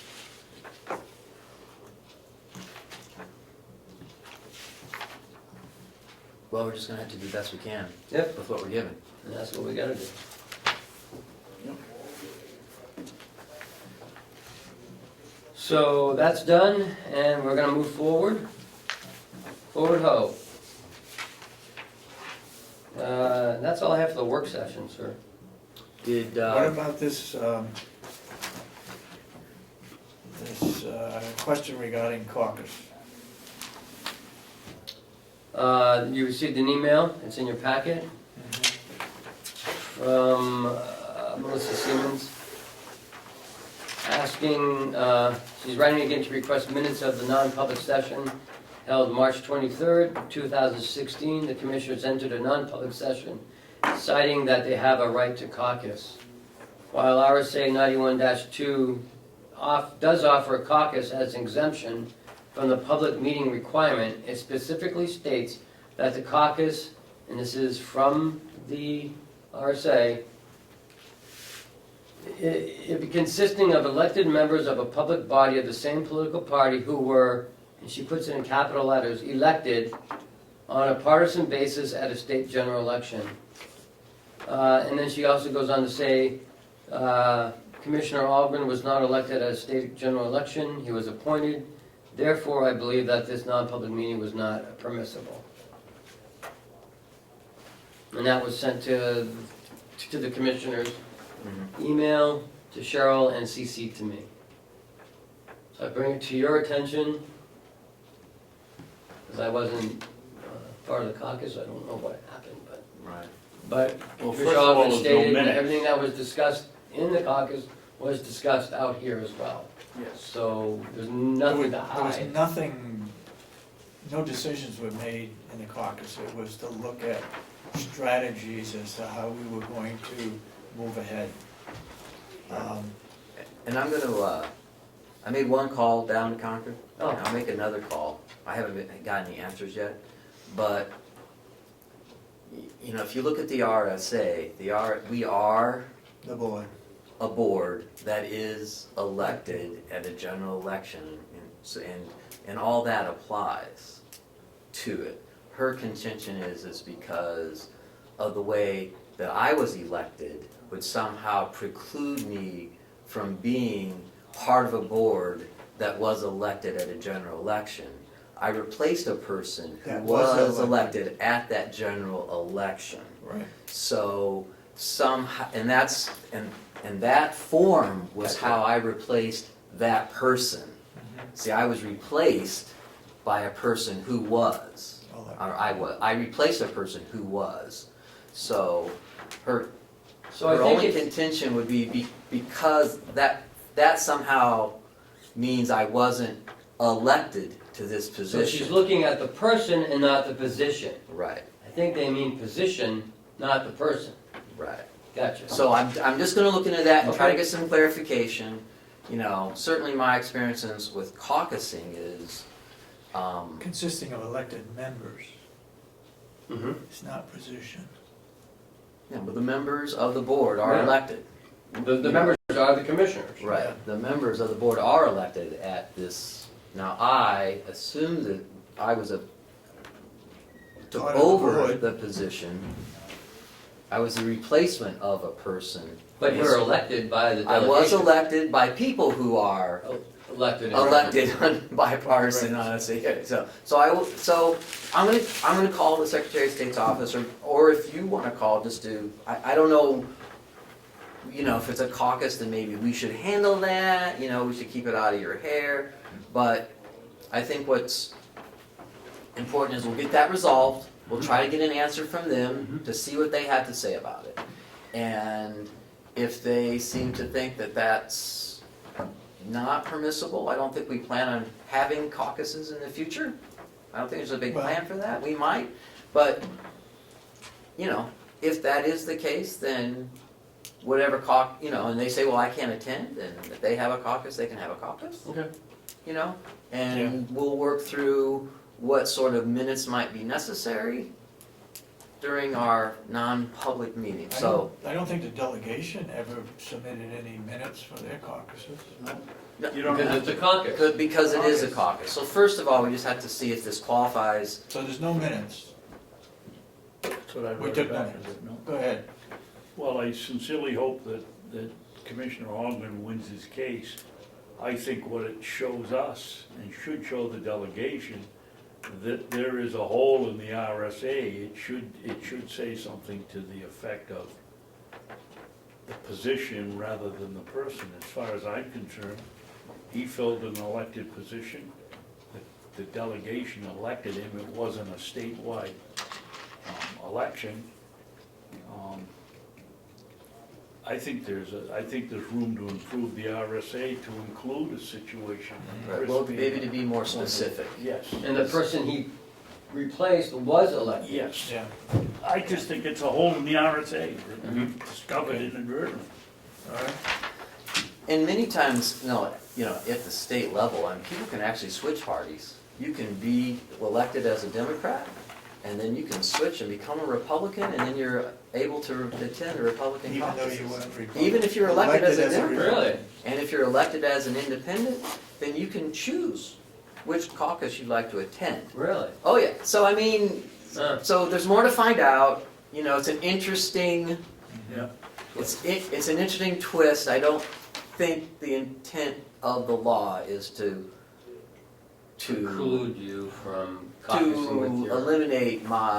to alienate my right to caucus. Let's And I'd say. like to know, as two people that were elected according to the RSA, and it's 2-0, and you're of the same party, you weren't elected, why, if the state, Secretary of State feels that you are unable to attend this meeting, even if we want you to, Right, to caucus me in. So that's Yeah. another part of it, Yeah, is we can invite you what in. could be considered the caucus. So I think we'll find the answer is it was all okay. Okay, But I'm gonna make a phone call and see if I can gotcha. get, somebody from Concord to send us a little note to say that, it'd yeah, be tough to get anyone down there Well- to stick their neck out, you know it as well well, as I I do. know. But Bill But they ought to. Gardner's been there a long time, so maybe there's some case precedent that he can cite for us. Or, some similar instance. where this is- Can we do the yellow folder? Oh, no, we're not done the work session. Go ahead. Now you want the bad news? Cause it's been so good so The far. school board tabled the agreement K through 8 in Conway with the Hales location. Why was that? Did it say why? They want to look into it some more. So they're not gonna let you out? Or they're not gonna let you in? Not gonna let us Unless in. So our alternative is to go private. Yeah, but I think they just want us, they might just They want might to just wanna study view it a the- little yeah. bit more. They might just wanna I don't think review it's it. bad news. Table isn't no. Mr. Richards was, I think, upset and embarrassed, because he went in and strongly fought for it, and the school board told him, no, we're gonna table it, so. Anyway, I think we ought to bring, as selectmen, we ought to bring, Hale's location up to date. Well, I think you might want to wait a little bit before you do that. Let's Because wait they and just see tabled it, yeah, what if they look at it next week and go, okay. Can we write back next week and say everything's okay? Yeah. You Well, get in that's up to trouble you. by not, you get in trouble Right. by not giving. I think what he's saying is just update that it was presented, the motion was tabled. Did they table it to a time certain, or you're not sure? Not sure. So they tabled it, we're assuming that they're gonna take it up at their next meeting.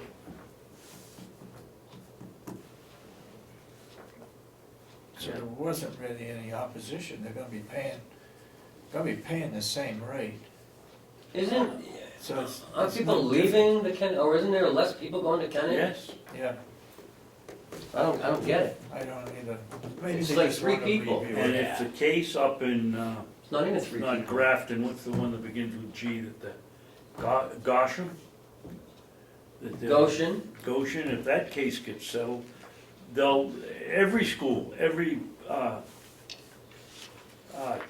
municipality that has kids going to school in another SAU that they're not part of are gonna be going out for bid to get the lowest. You know, they might be splitting up, you might have half the town going here because it's closer than the other half. well, apparently of town. Wakefield just pulled out of Milton, Yep, Oh, really? yeah. This is gonna, I don't know what Milton's gonna do, but now that's a lot less kids. so, to your point, Ken, with school enrollment going down, I would think they'd love to get the That's what I thought. 35,000. I mean, it's a win-win for everybody, really. Yeah. Well, hopefully they just wanna review the contract, Yeah. give it to their council. Are we through the work session?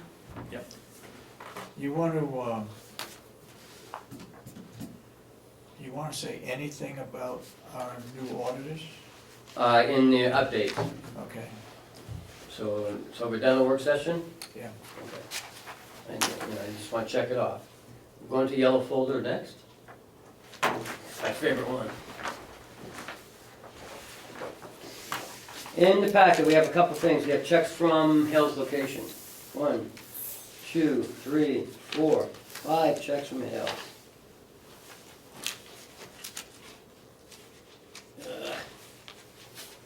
With the backup.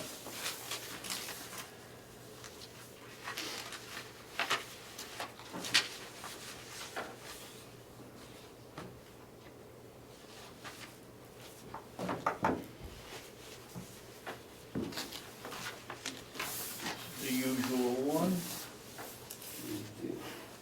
that's another Then those two are usual. of hers. That's Kathy's paycheck and her mileage. Oh.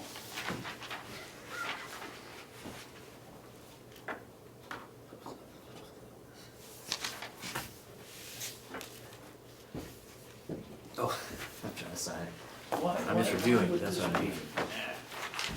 Yeah, see? But that's 90 miles. No, I know, but That's- why that one? Does a nighttime meeting, you asked her to attend. Normally she doesn't attend those. Which one was that? The Hale Selectmen meeting, Okay, so Yeah, The now, one mine. I asked her to attend. do you have a calendar right there? you still have a calendar? Yes, on my phone.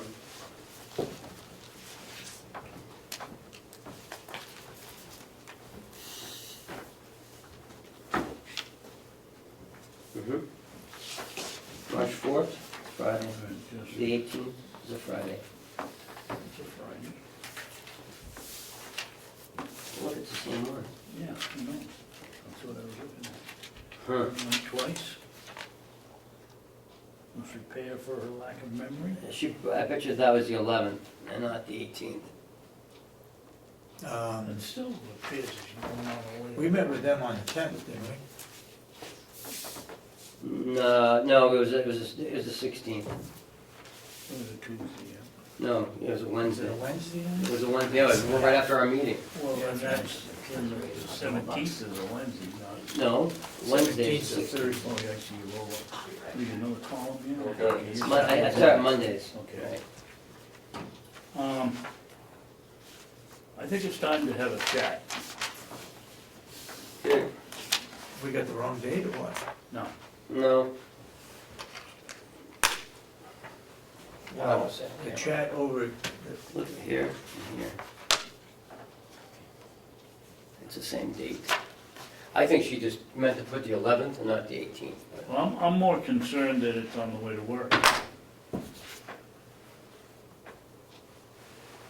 that's a Friday. And that's when she. They're all on Fridays.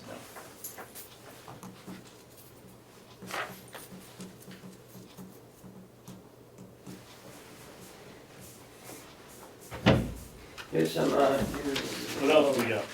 you got a bunch of deposits.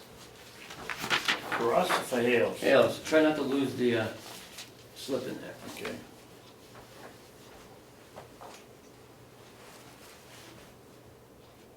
Interesting, Ken. What is it? Yes, sir? Talking about $8.10. Huh.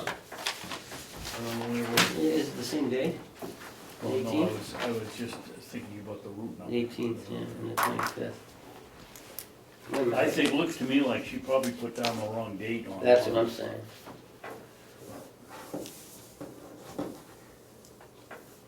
Are there any other slips for earlier than that? There's, what date is that? That's the 18th.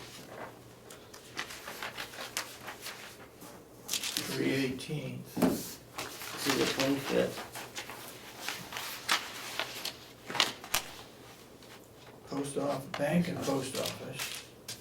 No, there's no other slips for those two other days, the 4th or the 11th.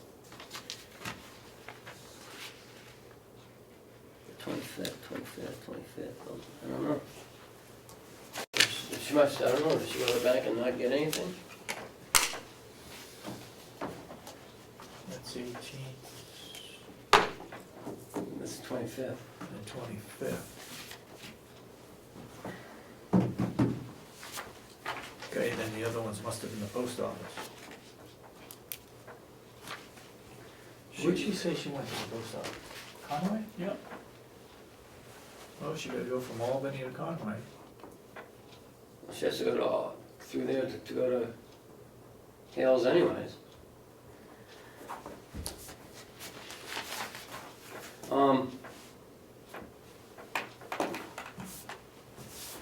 These are something that I think you wrote up, sir? Yes, oh, we got that, yep.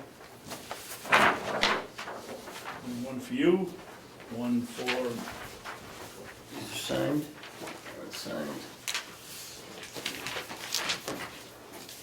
Oops.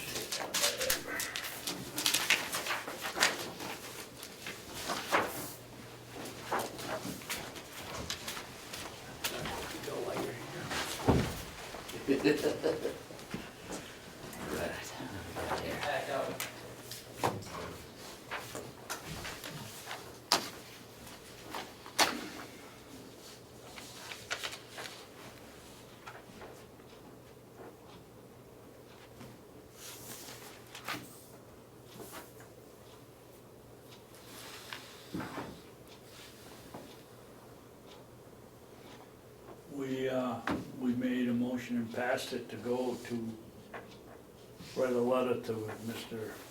McCarthy, and it didn't get written, so I did this. We yesterday. did make a motion to do Yeah, that? we passed it, it's in the minutes. Is it this minute or last minute, Cheryl? I think it might have been last week, I can't remember. It was last week's because it hadn't been done, so I did it.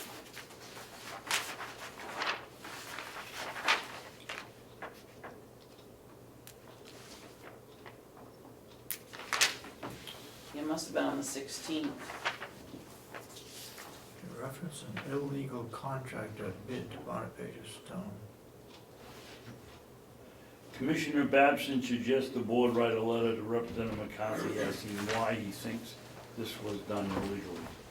I guess we didn't vote on it. This is really bothering me.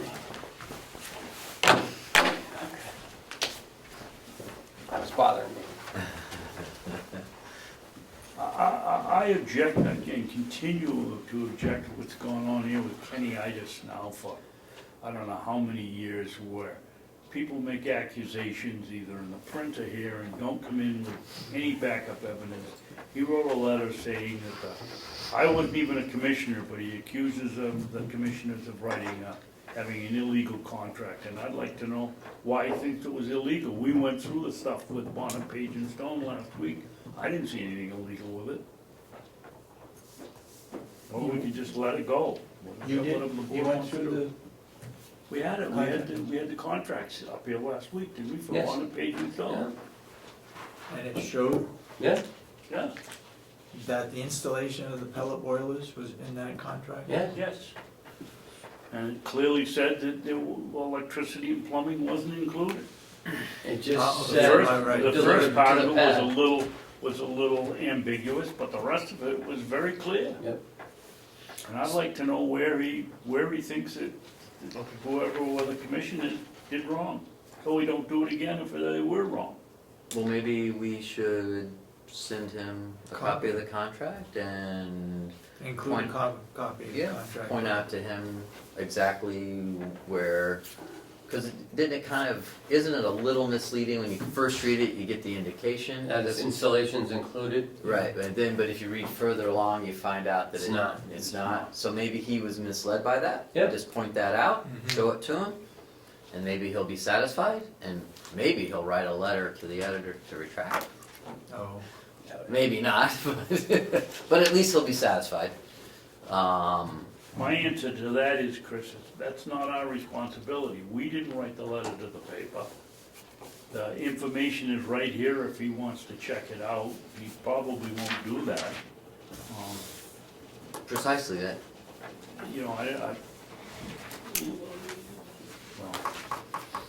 whatever you guys wanna do, that's my feeling.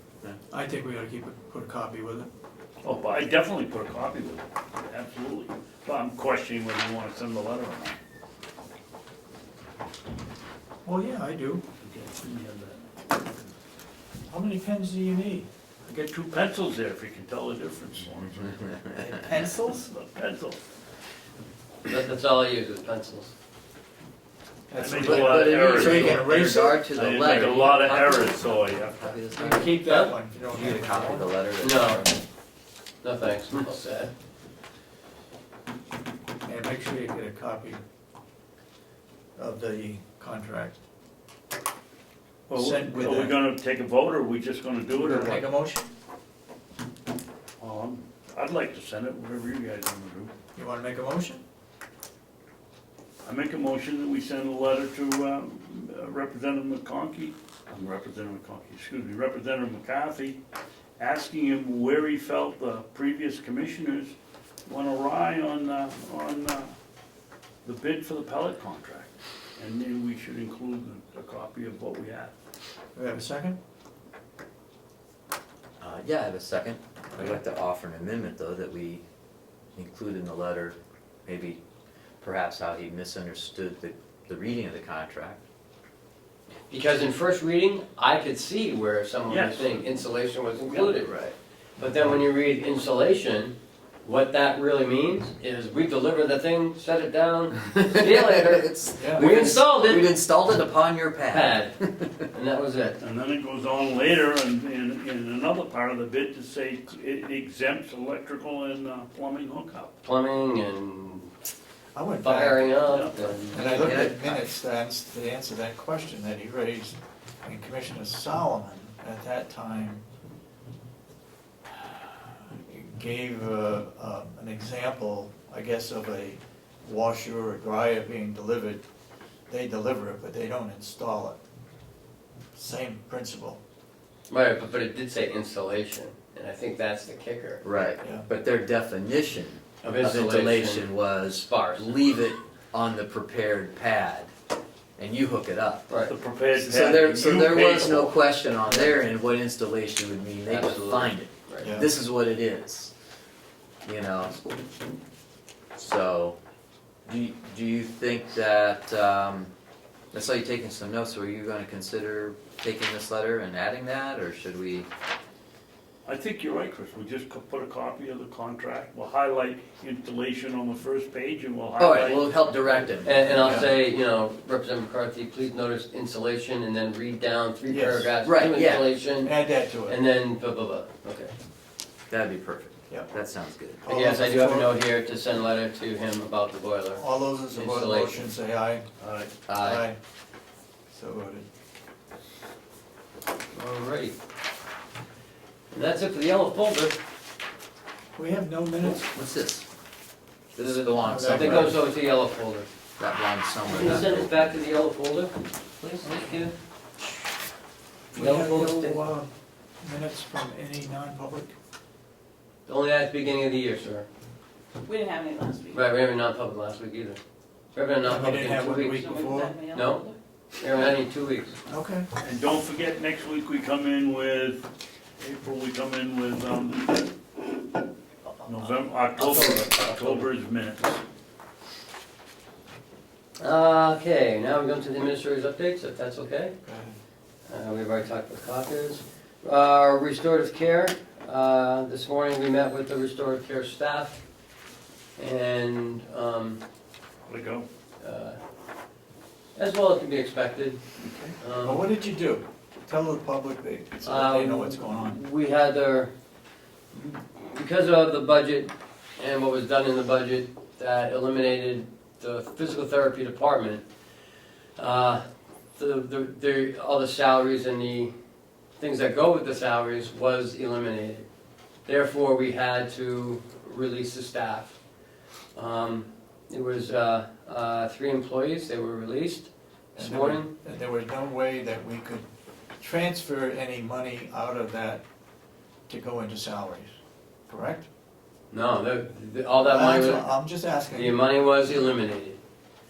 The delegation did in fact put money into the LNA line for a new position. We are currently creating that.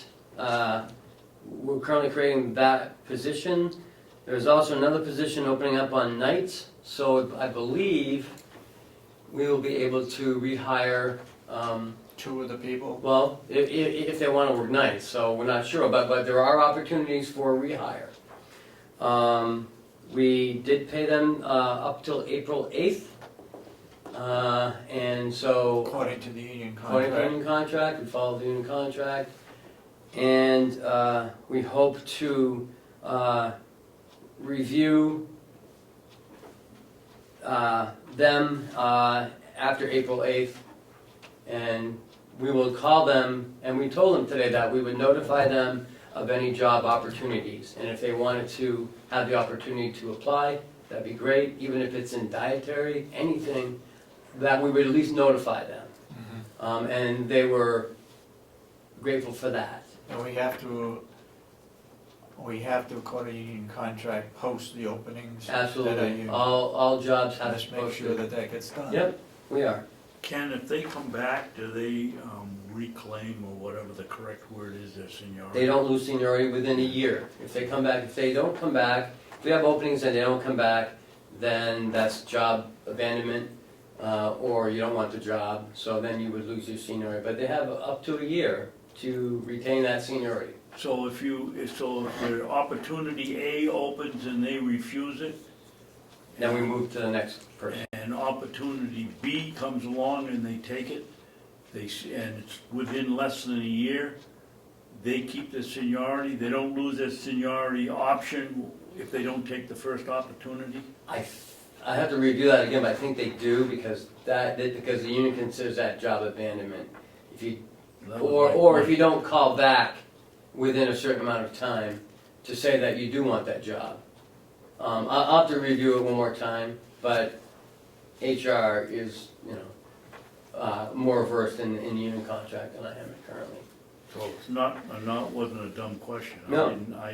Absolutely not. Seems to me that if you're offered the opportunity and you don't take it, you'd lose your seniority. I think you ought to get. Well, if it's for a job you're qualified for, Yeah. or I mean, if same type of job, If it's maintenance and they wanna put you in housekeeping, I well, can that see, might be a different thing. yeah. All right. let's say we hire one of those back Mhm. in an LNA position. Isn't there something in the benefits that says you can accumulate up to so many days? We've paid them for that, Yes, so they're starting from scratch again. yes, yeah. But not their seniority, seniority stays with them. Yeah, We've paid them for all their seniority time. doesn't bother We me. pay them for all their time that they had on the books. Accrued. Right, that they've accrued. So when they come back, if they come back, say, April 10th, Yep, and that's when the job is open, yep, then they come back with, say they've been there 15 years, they have all their 15 years in, and they'll start accruing at that 15 years. But we've already reimbursed them for all their time, so what about health benefits? what about them? Through the end of the Where month. does that fall? Through the end of April. Okay, so they don't lose any health benefits? No? And whatever they accumulated? we've Well, wait a already paid minute, for. wait a minute, let's make that clear. They don't lose any health benefits up till April 8th. No. After No, up April until 8th, the they end go of on April. COVID. Right, no. After April 30th, All right, April 30th. Yes. But it doesn't continue after that. No. It can, But it is gonna fill in the hole between now and April 8th is the point, though. They're still covered by their insurance until April 30th. yes. until April 30th, and Yeah. it covers the rehire person. Well, yeah, You know, they'll still be covered, I think was the point Yes. that the Yeah, oh, yeah. commissioner's trying to Yeah. make. They still have their insurance. because, you know, your April is paid in March, so it's paid a month in advance, so they have a month already. They're also eligible for COBRA after, Yes. after After April that. 30th. And unemployment if they don't take a job back with And us. dental is also covered. Yes, yeah. Is there any, I keep thinking there's a benefit where they accrue time, but we're paying them for any accrued time. Hmm? When they separate. Yeah. So they, with the exception of the health, which is covered through the end of the month, April. Yep. There's Everything else vacation, starts yeah, from And they're scratch. sick. Yeah, vacation and sick, That's the two accrued time benefits. And the one that we pay their accrued sick leave, and that is a benefit that here, that isn't necessarily widespread, that we do pay the accrued sick time when people. anything over 240 hours is paid out. So if you have 500 hours, Yeah, then you'll be up to, anything over 240, we will pay you. So some people do that in January or December, whenever they do their buyback, if they have. I just don't want, if one of those people should be hired back, Mm-hmm, I don't want them to lose any of the benefits that they had accrued that they were not paid for. no, we've already paid We them paid them in the all the last. stuff, right. Okay. So if they come back and you've been here 20 years, you'll start accruing vacation at like a 5-week, at whatever. So they have to wait until they build up time before they can take vacation. Well, yeah, but they've had They've a got the couple of money. weeks off, yeah, and they've already got the money. They've already got the money for it. But they can't take the vacation, because they don't have the time, correct? Right, Well, but we've paid them for it. I know, but they didn't get the time off that they, that. That's It's why a we benefit. paid them. That's why we paid them. Thank you. I know that. You don't get the point. I get the point. The point I is, get the point. they get, from now, I'm assuming they stop today, Yes, they And at so 7 they got- o'clock this morning. paid until the 8th of April. Yes, They got paid for not Mhm. working, right. basically. And but- plus they were paid any accrued Yes, vacation sir. time. Yes, I know that. My question is, let's say one of them wants to go on vacation, In or July. had planned and having vacation in July for 2 weeks. They can't go because they haven't accrued enough time. I'm sorry. We didn't do Does that this. sound right? If we hire that same person back? I know it'd be true if we hired an outside person, I'm talking about one of these people. But we compensate them for that with the pay. Perhaps we could ask the management at the nursing home. Make an because exception. Well, no, I'm just saying, but if they have the ability to let them go on vacation, they may be able to do that, but we've already paid them for it in advance, so they just won't get paid that week. So it's Unpaid vacation. Right, well, they've already been paid. You know, they've already they've been paid for received, it. they've already received any of their accrued vacation time. They But might have won't 5 get paid weeks. again. They don't is get what your paid point again, they've already been paid for it Yep. until they accrue up more vacation time. Then they could maybe get that little sliver. So think that's a 5 management thing. That just depends on if they have enough staff and when they ask, is there availability? And so that we can ask Howie about. But I don't think that I would imagine that if they ask, because they're not losing seniority, so if they're not losing seniority, they'd still be, I would think, be eligible to put in for vacation, Mm-hmm. right? Yeah. You wouldn't have to say, oh no, you have to work a year before you can ask for No. vacation. So it sounds to me like that'd still be okay, but they've already gotten the money. I understand now. It's just But they can still take vacation. without pay. No, They already got the pay. We've already- We paid them early, that's all. They paid them early, we paid them before they took it. Right. And some of it might be forced, but, you know, in a sense, I mean, maybe you never know what's gonna happen, maybe they'll be No, you don't. hired on the 15th. Maybe a new person will be hired completely, so. Another point on this Right. subject. Okay. When I got the copies from HR of the 2 letters that were going out, I pointed out that I didn't think that the portion of it on Cobra was explained adequately. I don't wanna go into it, but I'd like 3 of you to take a look at it. I think they could have done a better job, and we should have done a better job on that. Take a look at it. Well, I don't feel that they're even make Cobra, but Do what? they won't even make Cobra, I don't think. You know, I think the positions that are coming down, I think we're gonna be able to fill them with them. So I But don't if they think, do, Well, we got a couple of employees, I know that from what you said, that we don't have enough space to hire them back. oh, on the other ones, okay, not They'll specifically probably this take one. Cobra, and I don't think the Cobra. Well, we have the portion of it is opportunity explained. to address that now, so Okay. we can address that prior to notifying the others. Okay. Okay, perfect. I'm gonna talk to Juanette about drafting an ad for the payroll coordinator and also a job description. You know, I wanna get that ready to go, I don't wanna wait till the last minute and, Ken, what We will can be in interview that job? anytime. How do you envision that job description?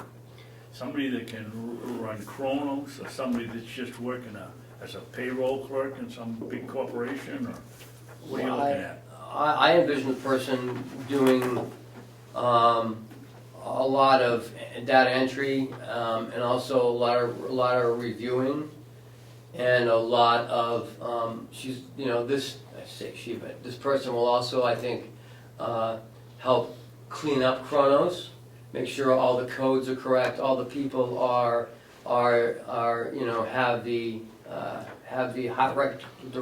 right hire date, the so right. you're looking for somebody who's got termination some dates. Chronos experience. Yeah. Well, that would be very helpful. How else, that's why I asked the question, how else would you do it, Kenny, if you didn't have Kronos experience? Well, the same way And we we've did had a hard it time with with Chuck. Chuck getting up his Same thing speed. with Chuck, it would be, you know, a little, Some training. right, Training period. yep, I hope you make an effort to find someone that has some, we've had enough people around here that don't know anything about Kronos that, I think it'd be about time that we make that one of the priorities Yeah. in the job description. yep, and then, you know, also would like to start working on, you know, the financial policies that I've established. I want to make sure that they all line up with the way we really do things. Which leads me into my next one, is the new auditors. We met with the new auditors yesterday after our meeting. I was very happy They seem to really already be working on some of our difficulties that we've had. And it looks like they're gonna be cleaning up quite a bit of minutia. Stuff. And I feel relieved that they've already met with us and already have said to us that what they're looking at doesn't seem to be a big deal. It just seems to be a lot of just presentation, Yeah. cleaning up the presentation, which we, I just want to talk about the enterprise fund that, in having the enterprise fund doesn't help the county. And as we talked about it in the fall, and you talked about it prior to me coming here, with, different people and why they don't use the enterprise fund. And they said yesterday that, not in presenting the financials differently without the enterprise fund will make our financials a lot stronger. And, Commissioner Ahlgren did allude to that this past fall. And when we talked to our past auditors, it was a big, They wouldn't a do it. big hassle and, and it was gonna be costly. These auditors seem to think that it's no big deal. It's the And, way to go. right, and that's the way that she'd like to proceed. And I think that's the way they're gonna proceed with what you were looking at yesterday. Do we need do the Board of Commissioners need a vote to eliminate the, Enterprise fund? the what? Enterprise fund? Yeah, We already took it, though. did we do that? Yeah, I we guess did. that's the Well, Danny question. Miller We did it last year, We did, yeah. so it's in the minutes somewhere. But it's not, she said that, She seemed to think that it didn't require a vote. She did mention that during the meeting. Yeah, it's just- We already had taken a vote. She said nothing's really changing other than it not being considered a proprietary fund. right, And that it will be just considered part of the general fund and it will be accounted for in that manner. Now, that was an issue with the delegation, they wanted to keep it as an enterprise fund. That's all I'm saying.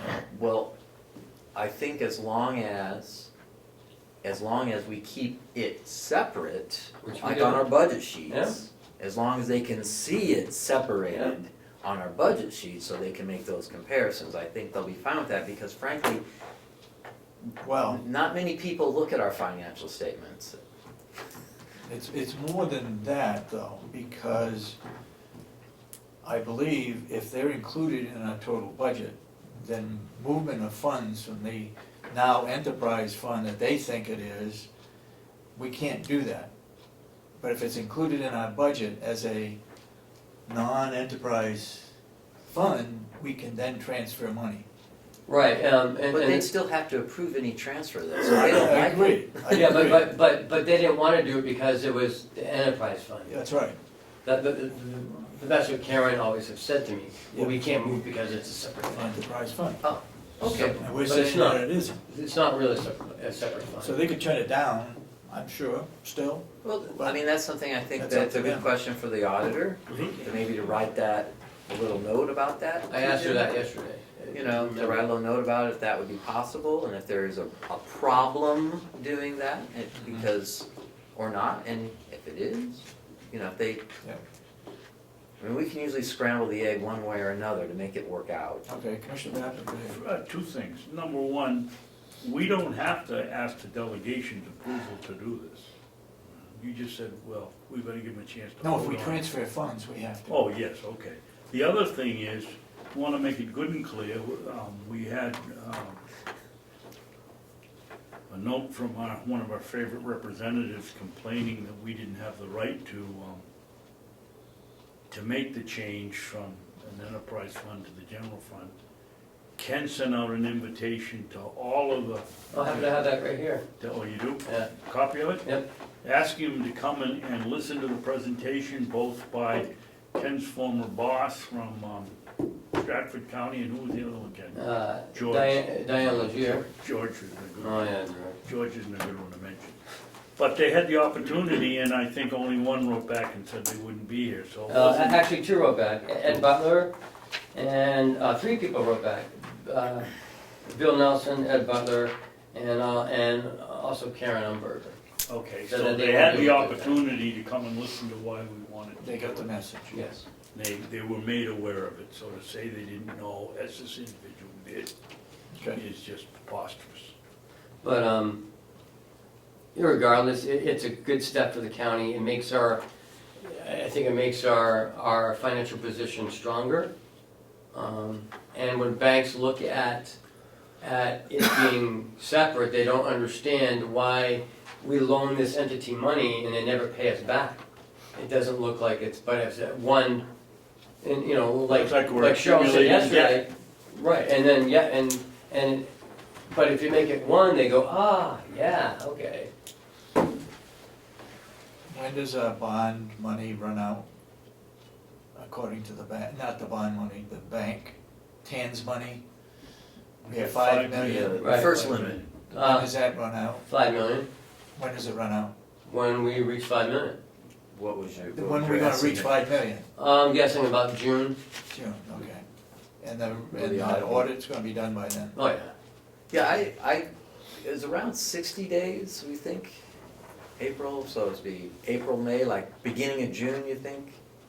I think even earlier. I mean, Yeah. she didn't seem to think it was any big deal. Yeah, I forgot to ask, but I just got a feeling, that was the feeling I had, it was gonna take 60 days myself. I was just wondering if maybe I remembered something she said, and I didn't remember it, I remembered, and you did, I was just curious, sorry. And What are you referring to, when the audit's gonna be done? Right, when they It's were. it's in the bid that they gave us, the date. Oh, and the engagement letter should be completed? Yeah, I don't have it with me. Completed by? Yes. Yeah, for some reason though, I just thought it was gonna be done in 60 days. and we did mention the questions that everyone wants to know that question. 2 or 3 questions. Yeah, or right? 5 or 6 or 7. No, but we talked about 2 or 3 of those Right. 11 or 21 questions, whatever it was. Right, but we presented the questions To her. to She her, reviewed it. so she can, And Take she a look at said, what we're at looking- first glance, nothing really looks like it's not, like it's not doable, like it's not insurmountable. What she Amount of said work. on the question about the leftover bond money was, it appears that everything's there, all we have to do is pull it together, is what she said. Right, but What then we happened, said, what happened to the leftover? we would rather have her do it, Yes. so it makes it, so it's not us saying. independent, Yep. third party. Third party independent. Yep. So I have a good feeling about this firm, they do 6, we're What did she including say? us is 6 counties that they do, plus other municipalities. I thought it was higher than that, I thought she said they did 8. No, 6, 6. counting us, yeah. I assume that she's gonna meet with the treasurer too, right? The treasurer ought to be involved in the Oh, I'm audit sure she's somehow. gonna talk to them, and when they come back, they're gonna come back, because they're just Yeah. seeing how we run our operation. They were impressed with Kathy Armstrong, said that she does too much, but we know that already. Yeah. And, There's this pile and then there's this pile. yeah. But that, when they come back, they will means test things, the credit card's gonna be one of them, and, some other stuff. And they'll be going to the nursing home, visiting that operation. And they wanna take Hale's location out of it also. Yep, that was another thing that she said, no problem. And the She cooperative, thinks that that's what should happen.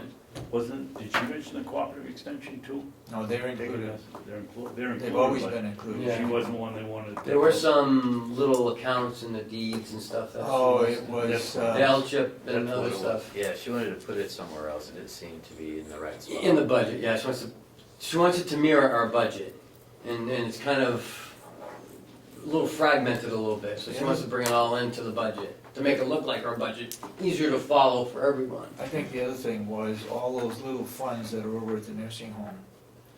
The Bean Fund, She didn't mention those. I thought it was the residence fund and all those things were included in it also. Yep, that and the ones in the deeds and the sheriffs, and, Yep. so she's trying to get a handle on, like the forfeiture fund, and she mentioned the L chip fund. Yes.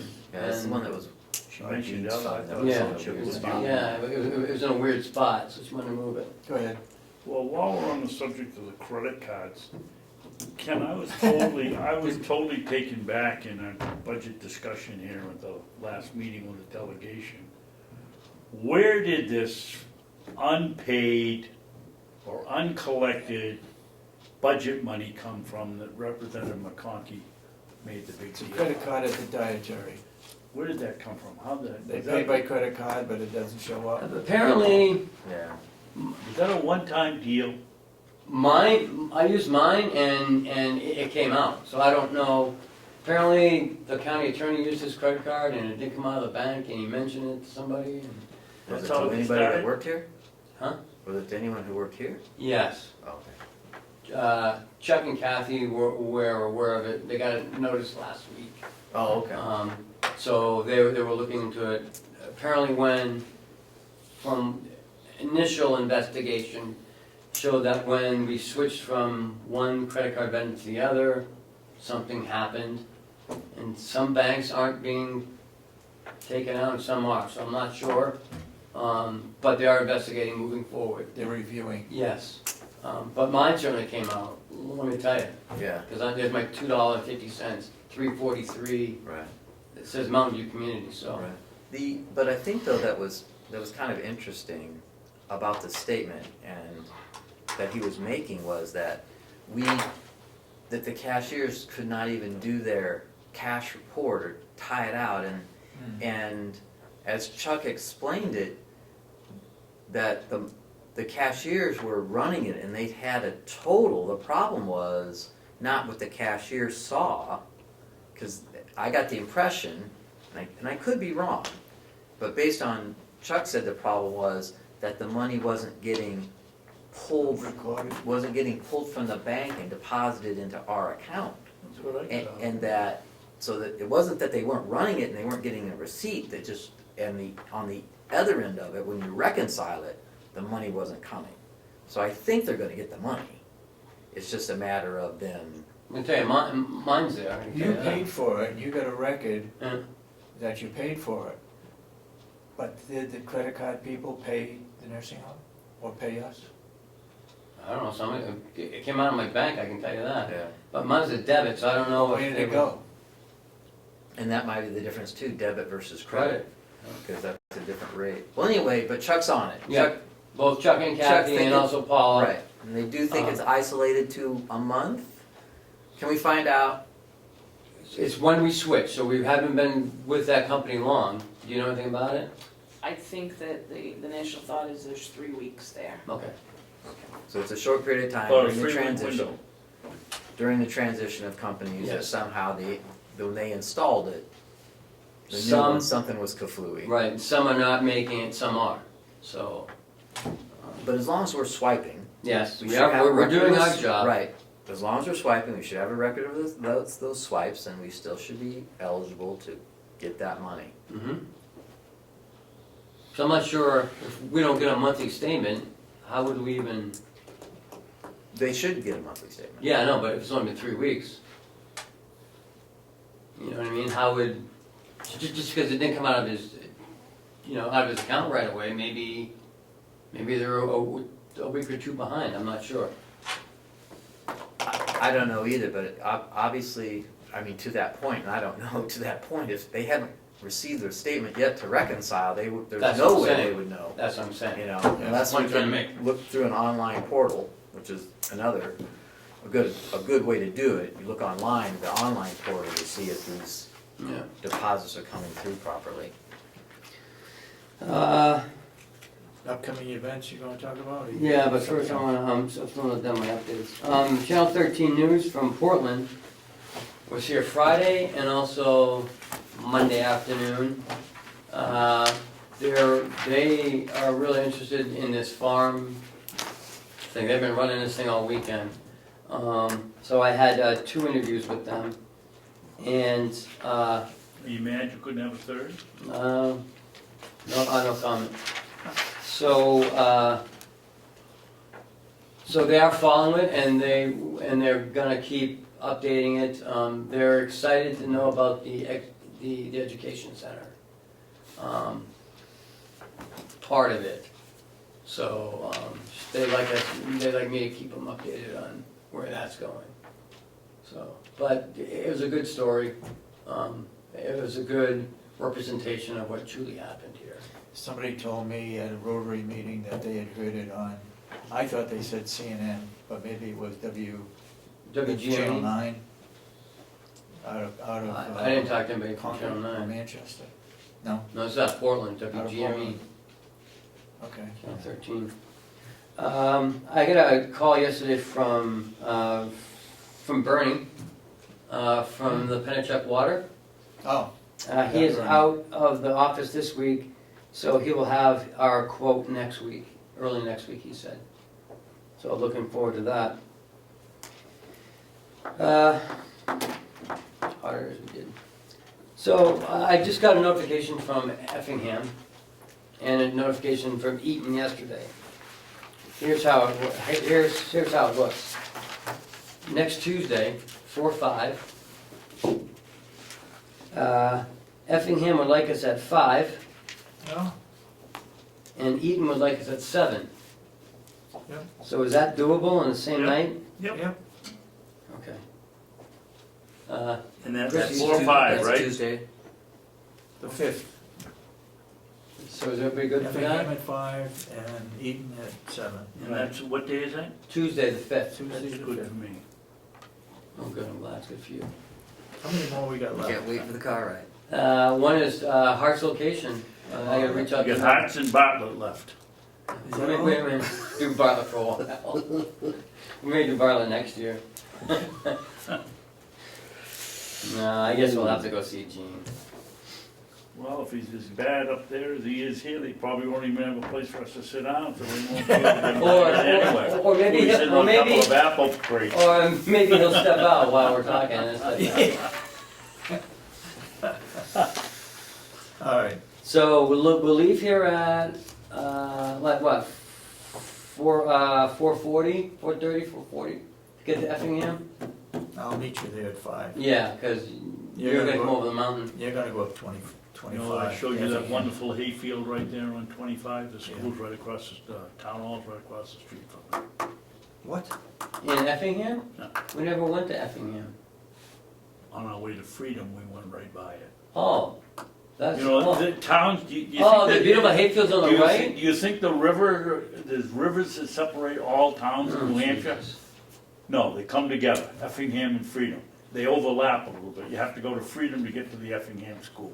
So is that how we do it? Yes. We're not meeting at the school though, we're meeting at town Oh. hall. Well, the school is the town hall. The old school is the town hall. In Effingham? Yes. Oh, and by the way, speaking of that, I got an email from Melissa Siemens about the school being moved in Madison. It wasn't done by oxen, it was done by truck. Because I think one of us mentioned, was it moved by oxen? No. And so she just wanted it to correct, I think it was a joke, but I thought it was kind of funny. It's kind of thing. You gotta walk So- out. So Eaton at 7, Effingham at 5, we leave here at 4:40, is that 4:30? 4:30. 4:30, 4:30, Take half 4:30. an hour to get there. Yeah, okay, Take well, us 15 minutes. take me 10 minutes if I'm driving. 10 Yeah. miles. And you hang on to your seat because you're not sure. So how far is Eaton Meeting House from your house?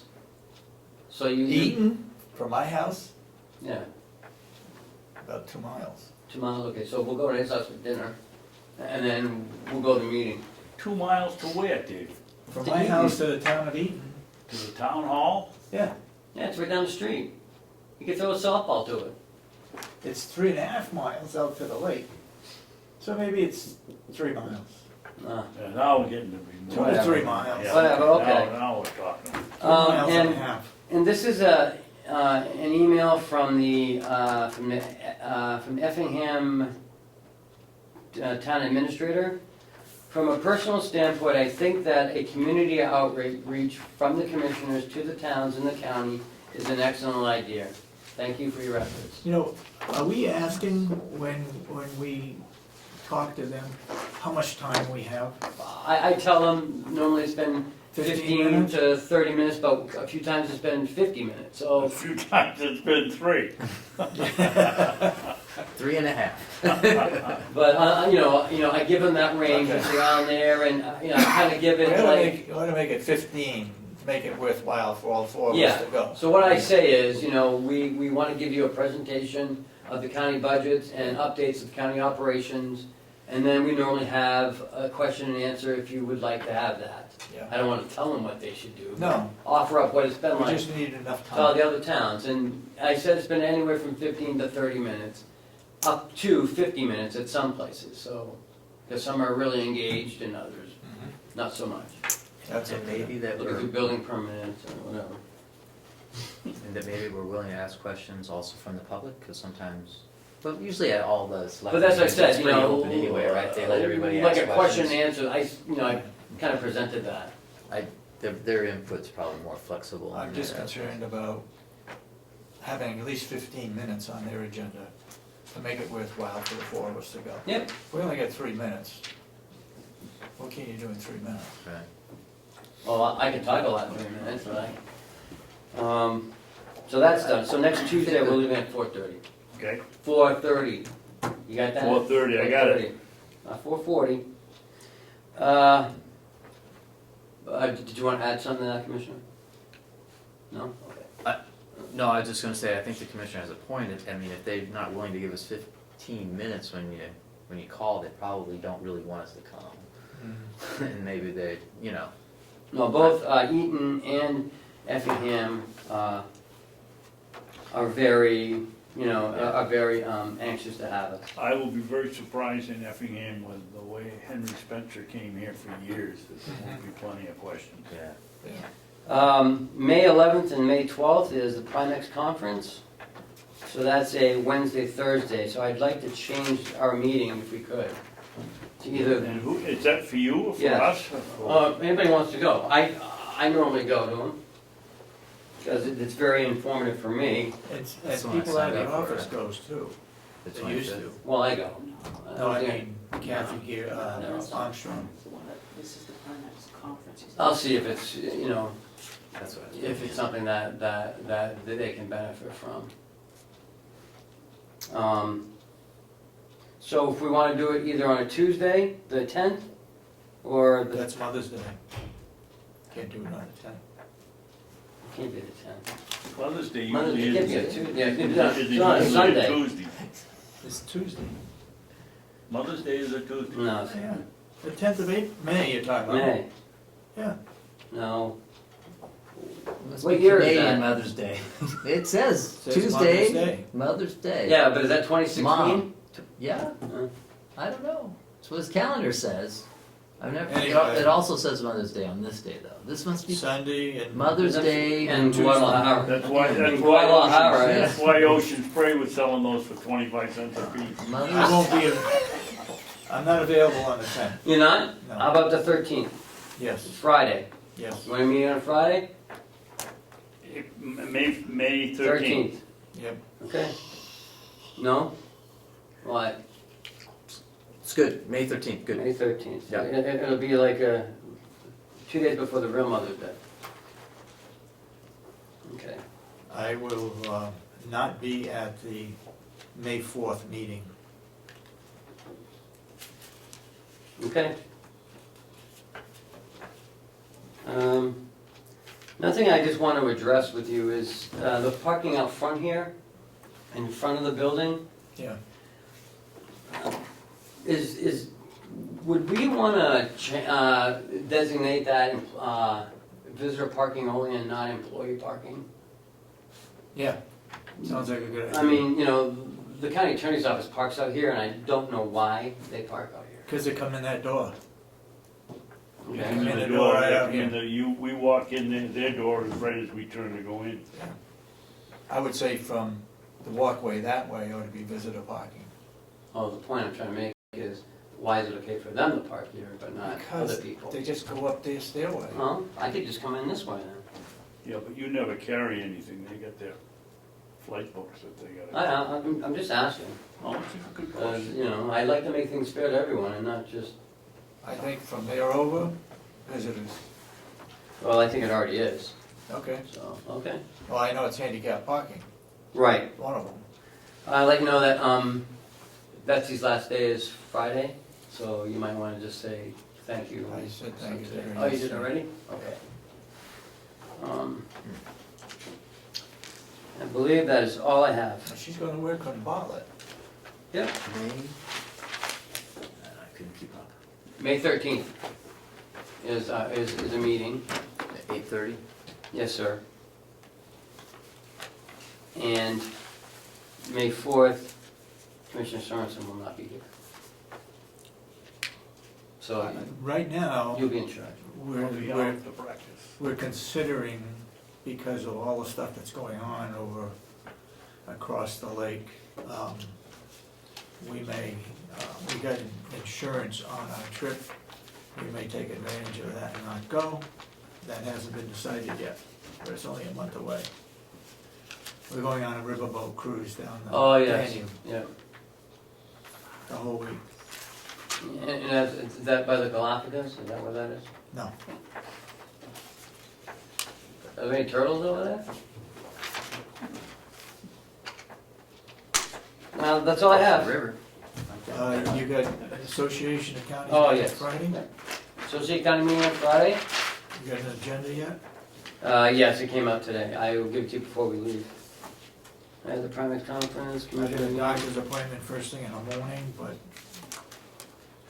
you don't have to get there until 10 o'clock, right? The agenda still starts at 10? What time we gotta be there? 9 o'clock is the other, what's the 9 o'clock one? At 9 o'clock. The Board of Directors. Board of Directors. 10 o'clock is Us. It's general, everybody else. and 11 is the new county administrators affiliates meeting. Oh, are you mean? Yeah, You gonna wear that pink shirt? I am. No, I think I'll wear my purple one. You gotta wash it before you go. Okay. I did wash it. Okay. You're just jealous because you don't wear pastels. I'm having a senior moment here. Did we put the money back in for the county association? No, of we didn't. counties? So we're just No. gonna wing it. Yeah, We're gonna go for free. we're all gonna have to chip in. Yeah, I already gave my $50 already. You didn't give yours yet? Well, give it to me and I'll make sure it gets It's a scam. in. I'll make sure it gets in. Yes, sir, it was put in. It was put back in. Yeah. I mean, actually, if Gene Gene Chandler Chandler made the motion. That's right, he We did. hadn't even gotten to it yet. And it was That's in right, the he did. paper that Yep, he you're right, thought now I it remember. That's Yeah. was a good. good idea to pay the dues. He did. Well, it is a good idea, because I got a call from New Hampshire Retirement Associate, the New Hampshire Retirement System called me Friday Yeah. afternoon and said, Ken, my name is Mark Chadbourne or something, and I understand that delegation isn't gonna fund the Association of Counties. I just want to let you know what that's gonna do That's because for the of retirement system. 1 and 2, That's exactly what he said. yeah. Because if you We're gonna don't, change if you don't our have correctional your officers. officers certified through the association, or your officers who are already certified, recertified in the association, they will go from group 2 to group 1. Right. And will not benefit from group 2. That was never brought up at Yes, it delegation was. meeting, was it? Yes, it Gee. was. Was it? Well, then you don't remember it being. No, I remember it now. You're missing bits and pieces of it. Oh, the Alzheimer's is coming back. Yeah, it is. No, they talked about the fact that if they weren't recertified or certified, they'd go from, and the argument was who'd wanna come here and be Exactly. you're talking to Jason privately, who'd wanna come here and work if they couldn't be group 2? And so, Jason did a lot of work on that, by the way, behind the scenes. He worked on it all weekend, Yeah. and he was ready for it Monday. Well, he had also talked with chairman of the subcommittee, Schmidt. Yep. Representative Schmidt. Yeah, he talked to everybody, actually. So, on the upcoming events, I just wanted to let you know that remember, on May 24th, we've changed the meeting to the nursing home. And that's on a Tuesday, I believe, because the Municipal Association, you've all signed up for the Wednesday 91A stuff and all that learning. Wait a minute. So You said May 20, May 24th, we're meeting at the nursing home. okay, that's a Tuesday. Yep. And the 25th is here in this room, they're having the 918 thing, training. And we need to be there, Yeah, the 25th. Yep, We're- you already we're- signed up, right? You already signed them up? Yes. We're invited guests. And they restricted it or limited it to 25 people, is that all this room will hold? This room will hold 40. But they Was don't there a wanna pay for limitation it. put on it? There was something, I thought I saw a read it again. There was limitation. something about there was limited space, yeah. Yeah. Well, and plus, Department paying- heads. no, it's not Primex. Huh? It's New Hampshire Municipal No, I Association. said department heads Oh. probably ought to be included. Well, if they wanna go, I mean, this is for Ossipee can come here, Effingham can come here. Oh, for towns too? Yes, Oh. yeah, oh yeah, it's not just for us, it's Okay. for towns. Okay. We are special guests though. Right, and they are purchasing lunch from the Mountain View, Catering it. yes. So it's a win-win for us, training and lunch. We have to go. I don't know about Chris, but we have to go. Why? Because the judge said. The judge said we had to go. We had to go. I don't know whether it included I'm new signed up, commissioners, right? new commissioners or not, but we gotta go. The replacement commissioner. I have the agenda here. Guest is, And it's all day. yeah, here it Right. is, yeah. I have the agenda to the Association of Counties if you wanna hear it. Go ahead, quickly. Approval of the minutes of March 4th. Guest is Tori Jennison on the 1115 waiver and new IDN proposal. Tori Jennison's kind of like emergency management type of thing. Okay. Legislative update from George McLaren. No No, way. no, I'm kidding. Standing items, Treasurer's Report, Human Services Director's Report. There's only 2 of them now, or one county does, there are 2 counties. Human Resources Director's Report, Nursing Home Administrator's Report, Register of Deeds Report, and the Corrections Superintendent's Report. Where is it being held? That's a good question. Is it At the Primex building. at the Primex At building? Primex. All right. We went there last time and it was at Merrimack. But I told you it was at Merrimack though prior. You guys don't listen to me all the time. So. Okay, so, Well, there were 2 of us. yes. Which was sad. Huh, why is that the executive committee? Okay. And that's all I have, gentlemen. Do you have anything? Nope. Public input? I guess, well, my comment at the end of this meeting is that I don't like terminating people based on the budget. It's a sad thing to do. We had no choice. The delegation cut the funding for salaries or wages. We had no choice to not do what was done this morning. It's not a pleasant thing to do. I'm glad you were there. I didn't sleep at all. HR. It's, you know, I feel very badly for the employees that lost their job. And I'm gonna feel worse or equal come Friday when some others are gonna lose their jobs. It's just not a happy feeling or a good feeling when people lose their jobs. You upset their whole lifestyle. Yeah, lucky, maybe, some of those people might get hired back. Some of them may be hired back at a lesser salary or lesser wage. I just feel very badly and I just wanted to express my feelings that it's not a pleasant thing to do. And I think probably all of us agree to that. I certainly do. I do too. I would also like to point out that the restorative care that was eliminated, we actually put an extra person into the budget and we're going to increase the budget for that department, not cut it. That was the plan, the whole time going forward. Yeah. I feel very And a sorry lot for of, these several people. of these people have been dedicated workers, have been here many, many years. And to have to let them go, it's just, they can do it in private businesses just like that, but boy, in a public place like ours, it's very difficult to find dedicated workers to start with, people that are willing to stay here for longer periods of time. It's just a terrible thing to have to do, so. I think it's